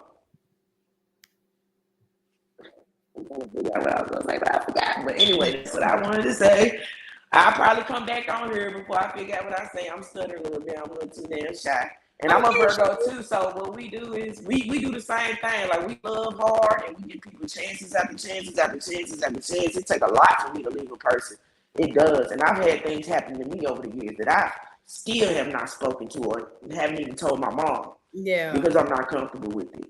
You know, you, like I said, you just can't tell nobody when to speak up and why they ain't saying nothing. And then why niggas are so dumb. Like, y'all know right from wrong. Right. But see, they got that little code when it comes to their gender, to me personally. And then what really makes me mad is the women, and older women too. Like, what? Like, y'all getting over here That's our culture. Unfortunately, and that's our never. culture. Thank you. That's our culture, and it's sad because, like, you can't speak up on that because they want to call you an Uncle Tom and stuff like that. But let's be real about this shit. Like, the only people that bring us down more is our own people. It really be our own people. Like, for real.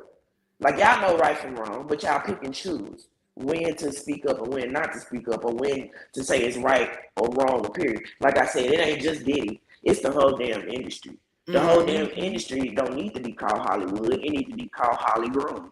Because all they do is grab these females at a young, tender age, dumb them down, and they follow along because they have to follow protocol, and all this stuff because they want to get to a level. They want to take care of their families as well. You know what I'm saying? But everybody knows right from wrong. Yeah. Whether you want to say it out loud or not. Everybody has a conscience. God gave us all a conscience. And I feel like nobody should be on here telling nobody when or where or how they speak on their past. Nobody should be even really speaking on nobody's decision making anyway. Because if you was in that position, what would you do? Right. And that's all I got to say. I got more to say, but I'll be on the chance. Like I said, I love you, Voodoo girl. I watch you every single day. I'm a big fan, girl. Thank you so much. You have a blessed night. Thank you, boo. Everybody else on here too. All right. I wanted to say something. I can't remember what I wanted to say. I wanted to say something. Shit. Y'all, I can't remember what I wanted to say. Fuck it. It is what it is. Let's move on. DJ, what's going on? It's the juice for me. Yes. I love you. I love your content. I love what you bring. I love your breakdown of vocabulary because it's necessary. It's needed now more than ever. I love you. Thank you. Aww. I wanted to say first and foremost, brava and bravo to the men and women who just spoke. And I also wanted to say this. For those who say it was just about money, it was just about money. Y'all didn't say that when the exonerated 5 got paid for all they've been through. For all of you who say it was just about money, it was just about money. Aren't we the same group of people who still say we're long overdue for reparations? For all of you who say it's just about money, it's just about money. Aren't we the same people who said, yo, pay those Tulsa survivors for all that they've been through? Yes. Nobody complains about money then. I hit your car and you ended up needing to go to rehab, having nerve damage, but somehow, some way, I got off scot-free, and it's years later, and you're still having debilitated health and can't walk straight and have weeks on end of nonstop pain, you gonna say, pay me, heifer? But yet, when it comes to Cassie, everybody talking about it's about money. It's the least she can get. The problem is a lot of you want and expect women, girls, especially Black women and girls, to deal with the disrespect, deal with being used, abused, shamed, disrespected, and unalived quietly. Yes. You don't want us to speak. You don't want us to advocate for ourselves. You don't want us to blow the foghorn. Because let's be honest, one thing about this community, if it ain't about a black man, it ain't about nobody. Let's be real right now. Okay. Let's be real right now. She was 19 years old. I see other grown women talking about, well, 19 is grown. No, 19 is legal. There's a difference. She was legal, fresh out of high school, had no experience of the outside world, let alone that celebrity life, let alone probably didn't have that many experiences sexually or with understanding how men work, especially older men set in their ways. And this was the beginning of her adult life. Beforehand, she was told when to eat, when to go to school. Can she go out? Yes, no, okay, yes, mom, yes, dad. And he drugs her. Do you know on the molecular level how your brain changes? First off, your brain ain't even fully developed until you're in your mid to late 20s. Nope. And now he added drugs, hardcore drugs into the mix. He's adding fear. He's beating her. He blew up somebody's car who was interested in her. How you know she ain't think to herself, that could have been my dad, that could have been my mom, that could have been my siblings. You know what? I'd rather get my ass beat than having them go through this because it's not their fault. He had her hold his gun. Had her hold his loaded gun. She never held a gun before in the day in her life. She left. The network would come and find her and tell her, you need to get your ass back to Diddy for real, for real. So she's dealing with the man who has ties with the police, has ties with the gangs, allegedly, has the money to look for her. People all around are watching her get her ass beat and they say nothing. Yes, ma'am. And y'all just, well, she could have just left. She could have just left. No, baby, she didn't want to leave in a stretcher. She didn't want to leave 6 feet under. She cared enough about her life to say, you know what, I'm just going to get down and roll over. Y'all don't even complain when men in jail get down and roll over for survival. But y'all telling her she could have got up and left? Make it make sense. Y'all like women to suffer. Yeah. A lot of you hate women, and it sickens me because it's even other women, black women, who have gone through DV and know how that shit is. And y'all was scared to leave, and it was Pookie and Ray round the block. Meanwhile, she's with this man who has 2 faces. Yep. Built himself up to look like a good guy. Built himself up. Black excellence. I'm all about black excellence. Meanwhile, he's kicking her face in. Kicking her ribs in. She ain't got but that much about a body. I'm surprised she was still able to give birth and get pregnant. I know. And y'all say this about her? When Mace was talking about how dirty Diddy is, y'all ain't tell him that's over with. You should have talked when you had your chance. No, y'all was championing. Y'all said, yeah, Mace, talk your ish. You got every right to speak. Your problem is you want women to shut up and take it. But baby, even Janelle Monáe said it. Let the vagina have a monologue. We gonna speak. Right. She advocated for herself.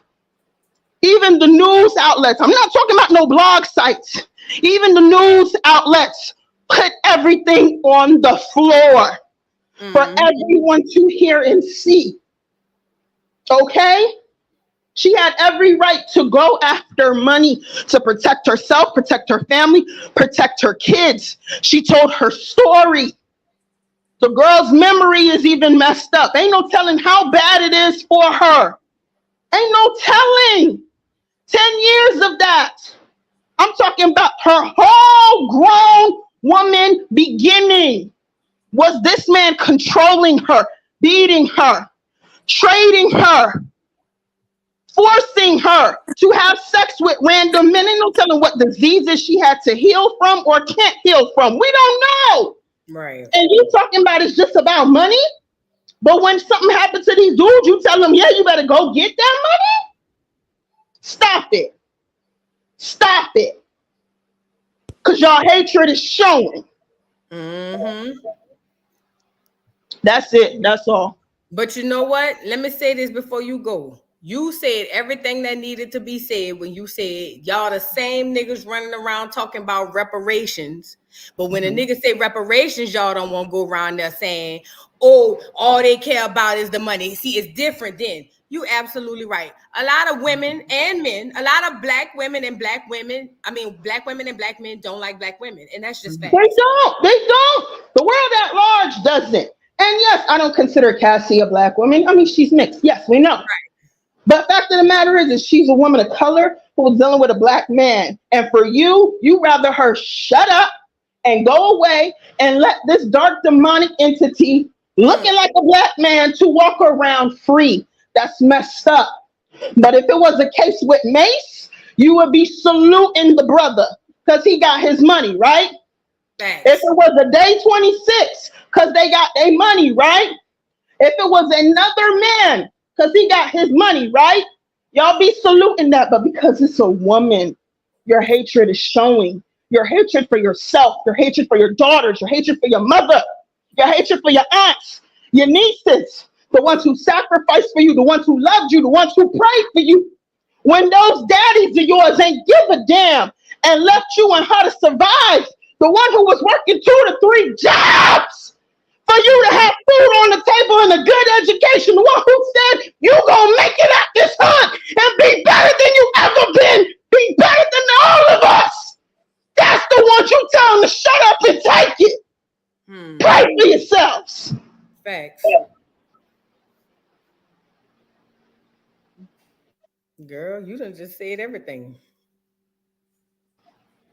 I'm tired. I'm tired. I'm like, y'all talking about money, but yet we're the same ones talking about run that reparations. Right. Were you on a leash? No. Were you in change? No. Were you a slave? No. But you know what that money does for you. That capital, that social power, that protection, that elevation, that general wealth, that changing your family so y'all don't ever gotta stand for food stamps and in the government line, bragging, begging, scratching and surviving and going hungry. Then you know. Let that girl have her money. 10 years of her life. Ain't no telling she wakes up that night with cold sweats, can't even sleep. Ain't no telling how long she told her man, don't touch me.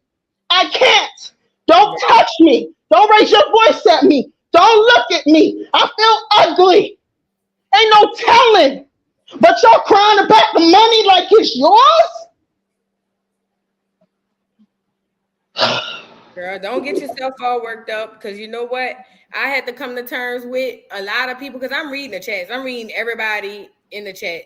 And you could tell the people who just don't want to get it. You know what I'm saying? I ain't going to put y'all on that. Yeah. Everybody can have a difference of opinion. Let me say this. The people who need to hear you, gonna hear you.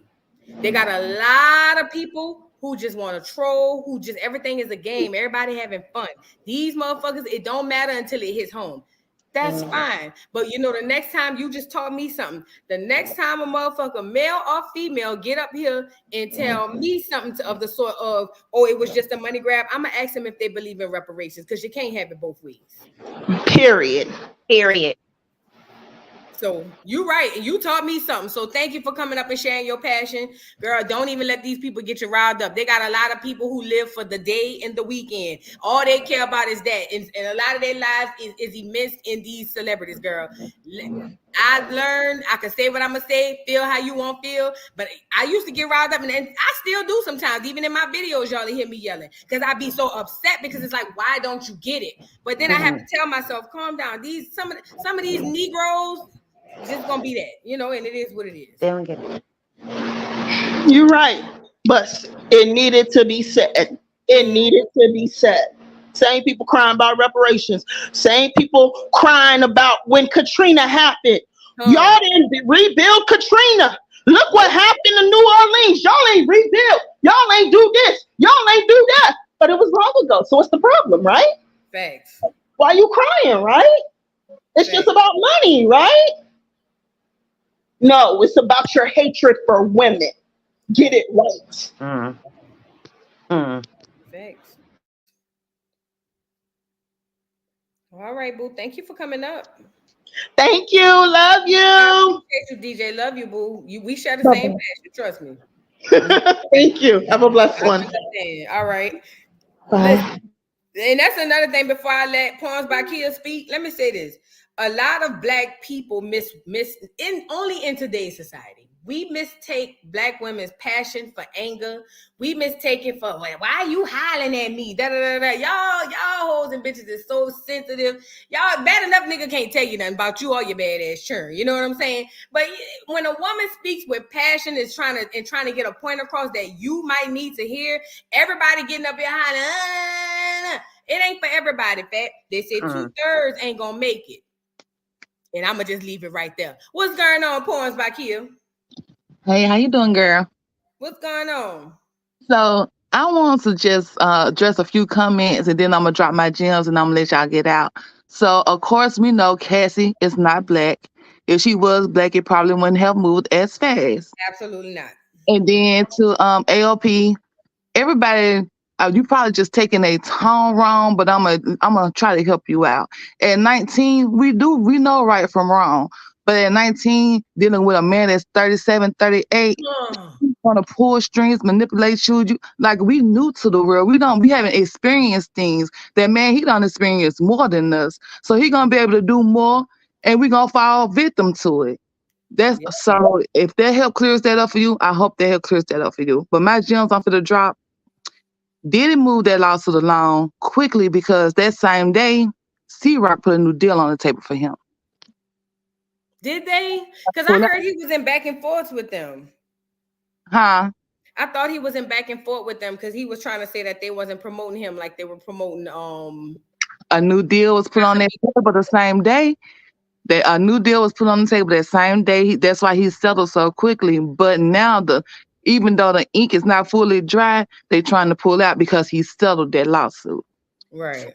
Everybody's talking about Cassie's husband is a saver. Do not let that fool y'all. That man is her new handler. Did y'all forget about Brittany Murphy? What happened to Brittany Murphy? What they did? It's the same thing going on with Cassie. People's not. I'm glad she spoke out, but her husband is not her savior. He in on this too. Pay attention to what's going on in front of y'all. Pay attention. These women go into this industry want to blow up and be famous and stuff, not knowing what all they have to do.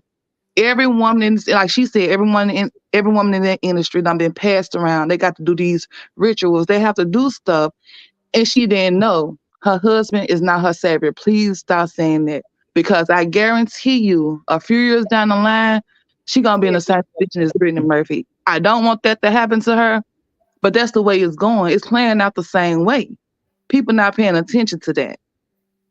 So that's all I wanted to say, because like people, I understand people feel safe with people, but nobody is your savior. Only one person is your savior. That's God. Yep. So like that's all I wanted to drop. But that lawsuit with C-Rock, they trying to pull out of it. Trust and believe he had a deal that same day. But they trying to pull out of it now because of that settlement he made. I pay attention to a lot of stuff. And that's what's going on. So and like that. I just hate that it happened to her. And it's just sad that people want to say it was about money, this, that. Even if it was about money, she deserved it. Like, who go through 10 years of abuse and don't want nothing out of it? Even like, and then everybody keeps saying, well, why she didn't do criminal? Why she didn't want him in jail? A criminal case is harder to prove, especially when they got witnesses involved. Like y'all keep saying, well, who gonna speak up for her? Nobody. Ain't nobody gonna speak up for that girl. So she got her money and she left. I just hope she's able to get away from that husband, because that husband is a handler too. And that's all I want to drop. Y'all have a good day. Love the show. And y'all stop beating up on these men. They just be trying to understand. Now, some of them ignorant, some of them Jay for president, cuss that nigga out. But everybody else, give him a chance. give them a chance, y'all. Stop going in on them so hard. But Anyway, y'all, I love the show. But to get back in the comments, you can bring the next person up. Thank you, Points by Kia. Thank you. And look, let me say this too. I'm about to let Jen talk. Let me say this too, y'all. I get it. Everybody receive things differently or whatever. AOP, now you got to stop with all of that. Talking about thank you, give us a chance. You were saying some off the wall shit, but I like it though, so I ain't gonna say that. You know what I'm saying?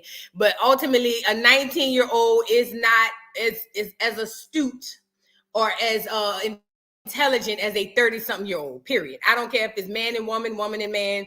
I don't care woman and woman, man and man. A 19-year-old is way more influential, especially coming from their parents' house, as someone in their 30s who has experience. With experience, only through experience comes wisdom.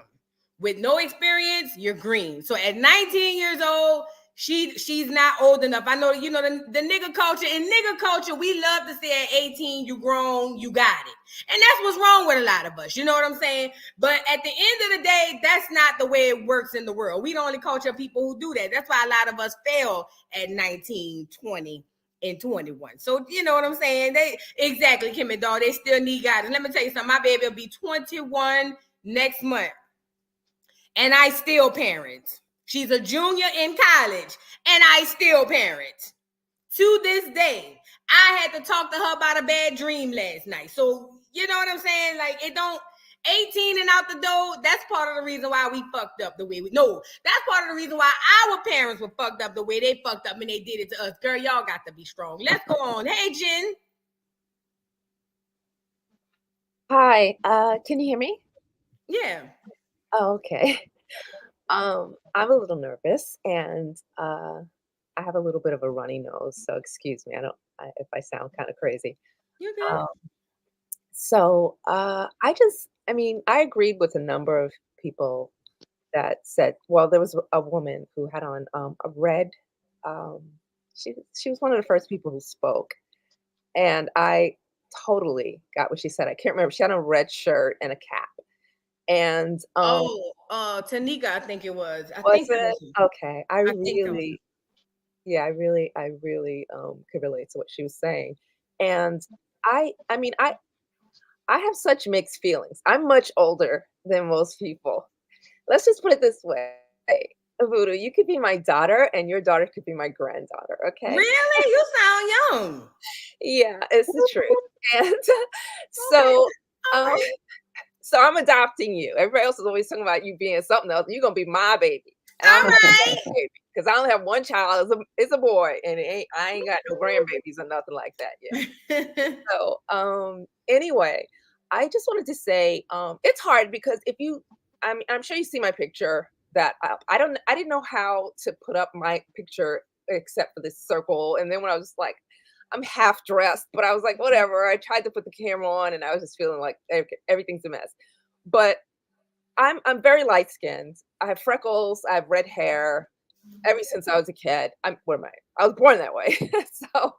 But the thing is, it's only nowadays that I understand it though, that I see all this with people talking about somebody being biracial and it'd be different for them and be different for that. I can't relate to being biracial because I'm not.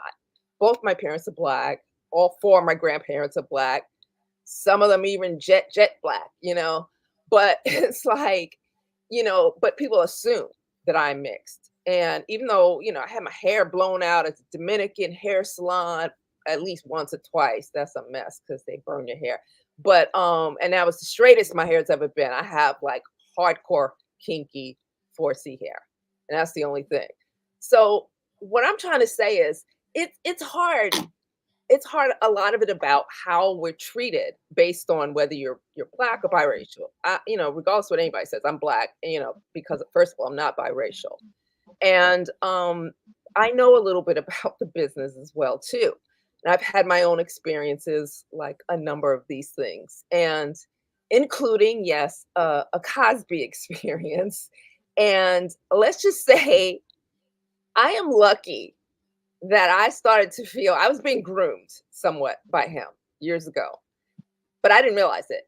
And someone said something about if you're in this you know what you're getting into, you get in this business. I'm sorry, but when I was a kid and I said, hey, I want to get into entertainment business, I wasn't thinking, well, I'm gonna have to sell my ass and I'm gonna have to do that sitting up. You know, you learn as you go along, and it depends on the people you're around. So for me, you know, I mean, I was a little naive about, I guess, things. I thought Cosby was, you know, America's father too. I thought he was this good guy. And I came to see a whole nother side to him. But the thing I think that, first of all, right around the time when he was sort of really kind of grooming me a lot, and I would sort of tell other people, and that's the other thing. There's a lot of people in the business who do know what goes on, but they don't tell, you know, the next person, or they don't tell the person who might be new or naive or not really experienced. So I remember telling a guy about it, and you know, it's this guy I knew, and he was saying to me, he said to me, "Oh, well, just don't go to his townhouse." That's what he said to me. And personally, I felt offended because I was being like, well, you know, I'm very talented and he could see that. And I'm just, you know, I could be the next, whatever, Denise Huxtable or something. And so I was offended that he said that, you know, somebody might be only interested in me because of how I look or whatever, you know, I was like, come on. So, but the thing is, you know, the more these things that I started hearing from people is that might be a little teeny bit here and a little bit there. I remember being on the set of the show when, you know, I was doing some extra work, and a couple of people that are regulars on the show, you know, knew that I was going to do an audition, and they, you know, did this chuckle like, oh, okay. And they laughed, and I'm thinking to myself, okay, what the hell's going on?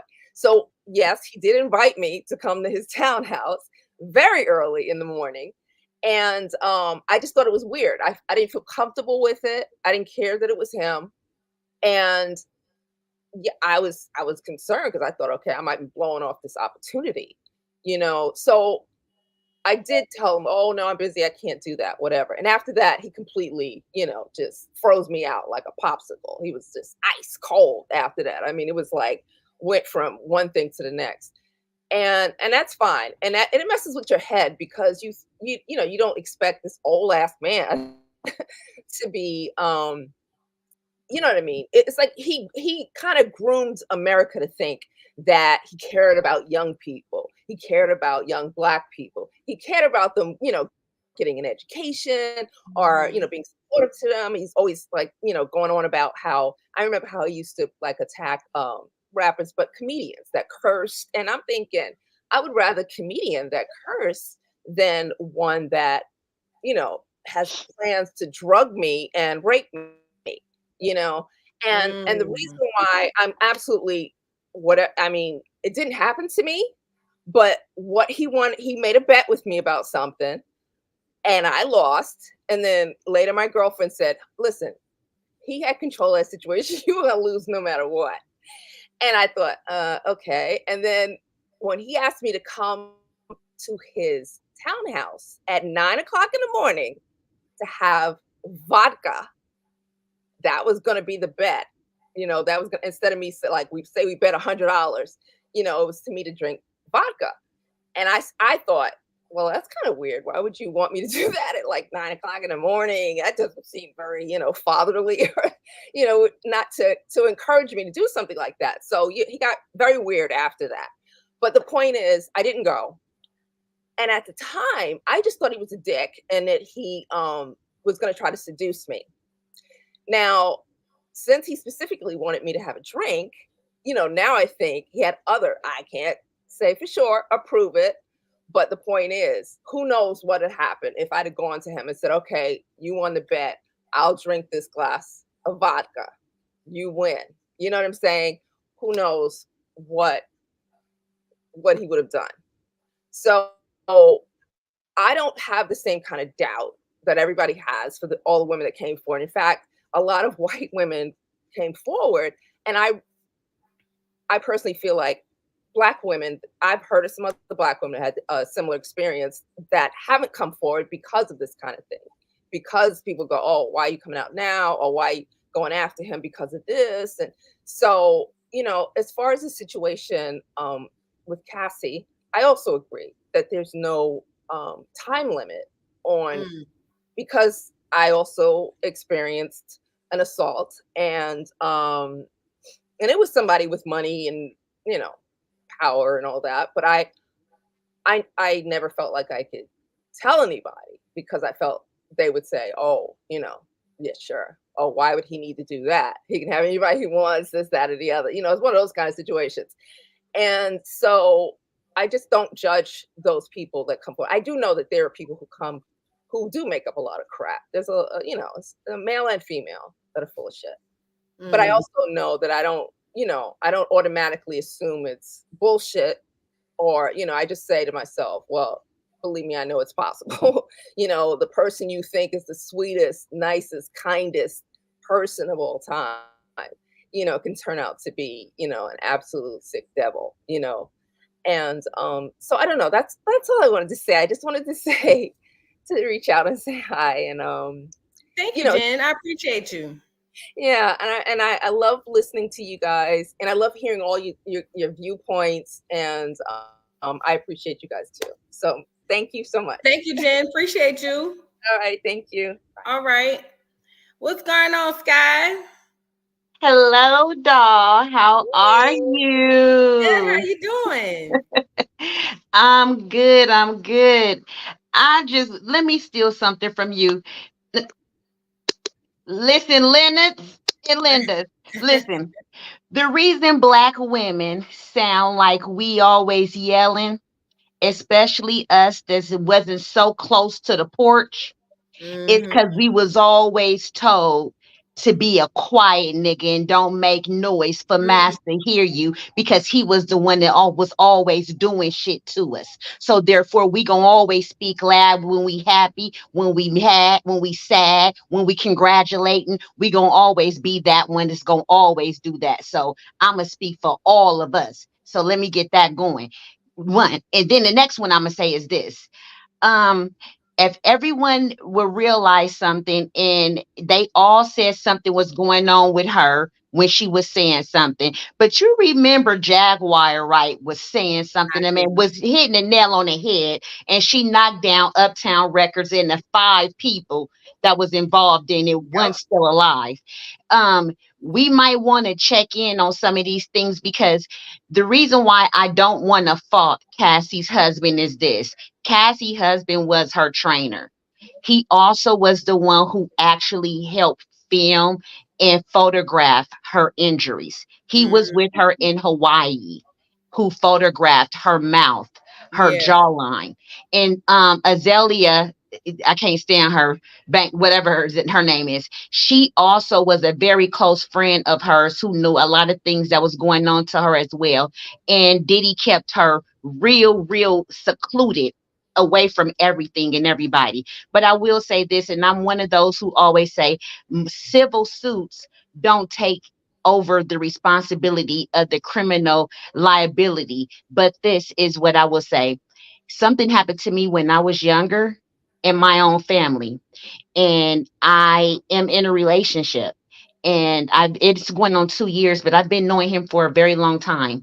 And to this very day, I don't sleep under the covers with him, based on something that happened to me before I could explain to my family, because I didn't want to hurt my grandmother, because it was her spouse and he was known for doing it. And this goes along the black line of family members that we are told you don't tell what go on inside your house. And also colorism goes on inside your own family as well. So a lot of the things that dark skinned me would say, a light skinned cousin can say the same thing and will be believed over me. And so we deal with a lot of different things, but with the Weinstein and the Vuvans thing that happened with him, and with the CBS whole contracts and all the things happen like that, they wait for a while to do these things, because these are heavy hitters. And Diddy, by far, he has bought a lot of things around him, a lot of people around him that is going to, keep him, stable in his groundings. But unfortunately, just like with Will Smith, you're going to have these people that's going to be on the outskirts, that's going to want something more than what you're giving them. And these stories are going to come out. And unfortunately, these stories are coming out, and people want, just like they're saying about the civil suit, they want money. They don't want to be back in your life. They want money for their quietness. And it's a shame that unfortunately Diddy isn't safe around women or boys. That's sad. Girl, boys, and sending him to jail, he might just like.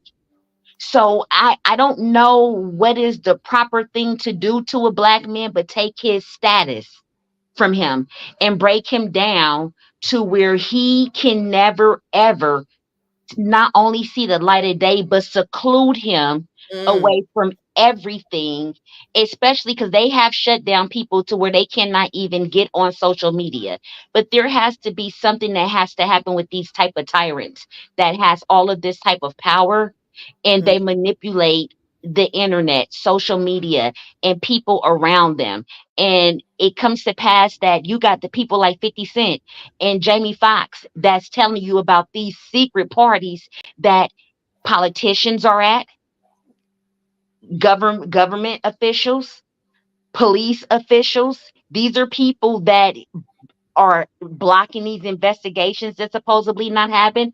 Letitia James is also trying to open these investigations since this is the last month that it can be opened, and trying to get these investigations open federally.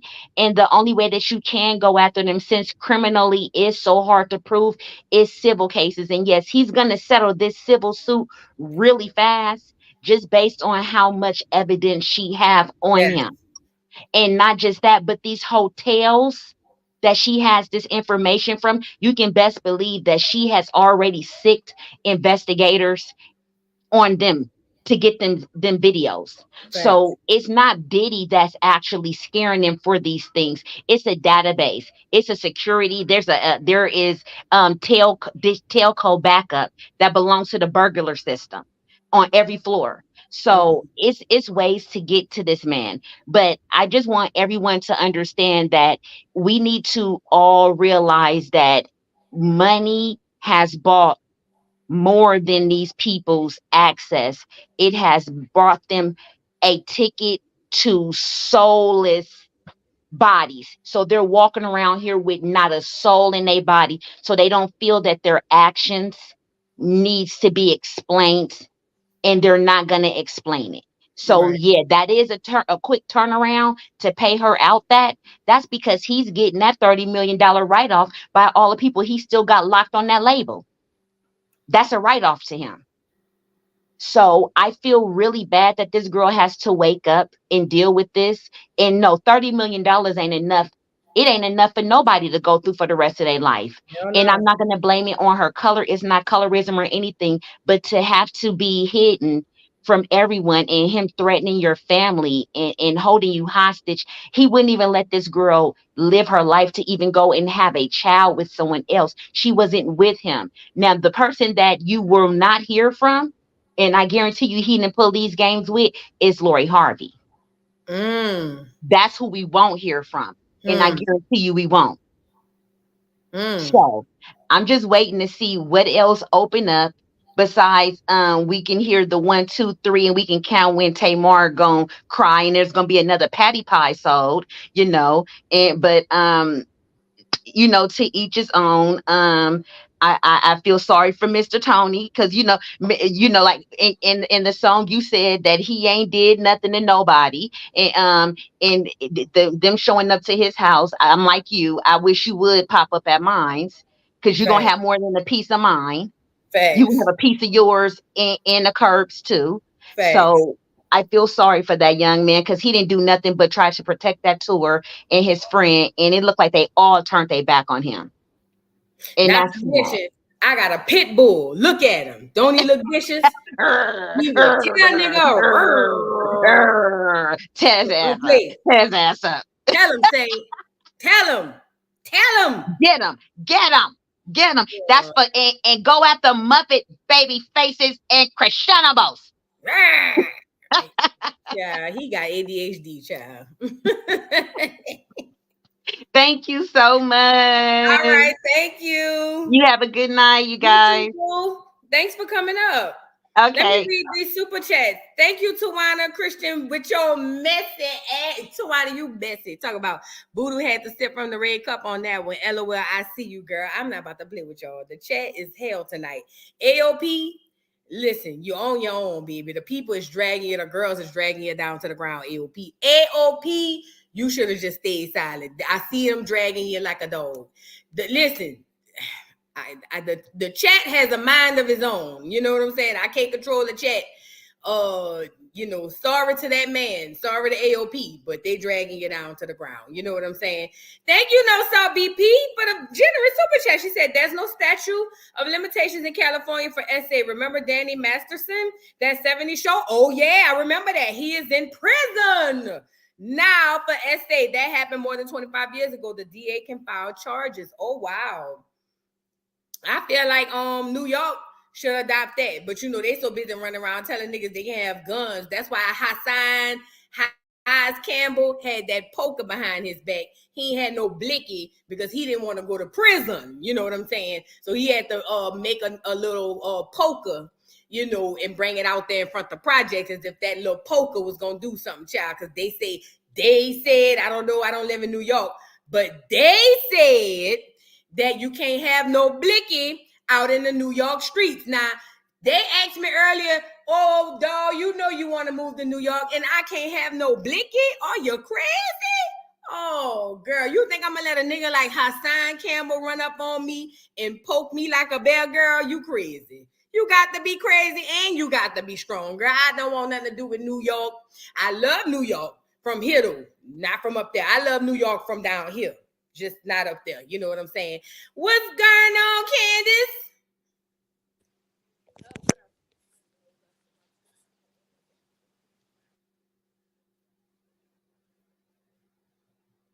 Candace? I'll come right back to you. Creative Ambitions, what's going on, boo? Hey, girl. Hey, Voodoo. How are you? Kicked out, huh? Yeah, I've been trying all night to get on, but I'm so happy to be here. Thank you so much for having me. I am a big fan of yours. I just wanted to get on here and say that I am heartbroken by all the stories that I've heard tonight. And I just want to say that my heart and prayers are with everybody who's been a victim of abuse. Like, this shit is serious. And a lot of women are silently, just dealing with this shit. And I'm here with you guys. So I just wanted to share my love and say hi. And listen, not too much on Philly. Will Smith hasn't been back to the hood since he left, honey. Okay? That don't count. That don't count. He belongs to y'all. He belongs to the city of brotherly love. I'm cracking up. The birth certificate in the city of brotherly love. Y'all got to take Nah, that for sure. And we love Will. And I'm just so sad that his wife is damn dragging him through the fucking mud. She's a trip. But love you guys. I'm going to drop down. Really quick. Do I have it up? I don't think I have it up. Damn, you lucky. You lucky I don't have it up. I'm about to show the picture. What? I'm going to show the picture, and that's if you show you love Will. But, No, we love Will. We love Patty. We love everybody to come out of Philly and, make it big. So. Yeah, girl, pay the bell. With them nasty ass pies, girl. I knew it. Philly, y'all back on the docket. New York, y'all take a seat in the front row. We back on Philly. I hope y'all have a good night. Thank you so much for having me up here. Thank you so much. Bye. Bye. Candace, you got your mic and shit set up and stuff set up? You need a minute. I can't hear you. I can't. Go out and come back in. Don't call me half breed. What's going on, baby? Hey, honey, I just wanted to hop back up here because I seen a couple of things in the chat that I wanted to address. I know you said don't look at the chat, but the chat get me riled up. Girl, that's how they do. And I'm not gonna get back on camera because I didn't wash my face. AOP. Oh Lord, poor AOP. I'm gonna say this. I like you because Voodoo says she like you. So I like you by default. Okay, you're gonna get a pass by default. I know you're up here asking questions as if you're trying to understand what's going on, but let me just say this to you. Imagine you had a 19-year-old daughter that you reared from birth and loved more than anything. She went out in the world to make her own mark, and come to find out this happened to her. That's all you need to think about. That's it. And don't talk about what you would have done had it been your daughter. I did this wouldn't have happened, that. Take all of that out of your mind and just read the story and imagine it was your daughter. That's all you need to do. And then there's another person in the chat. I put a chat in there myself and said, get him out of here. Get him off of here. Somebody in the chat named Blizzard.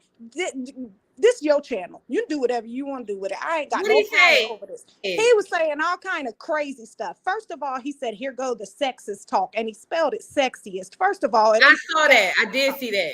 Yes. First of all, it's sexist. And second of all, it happens.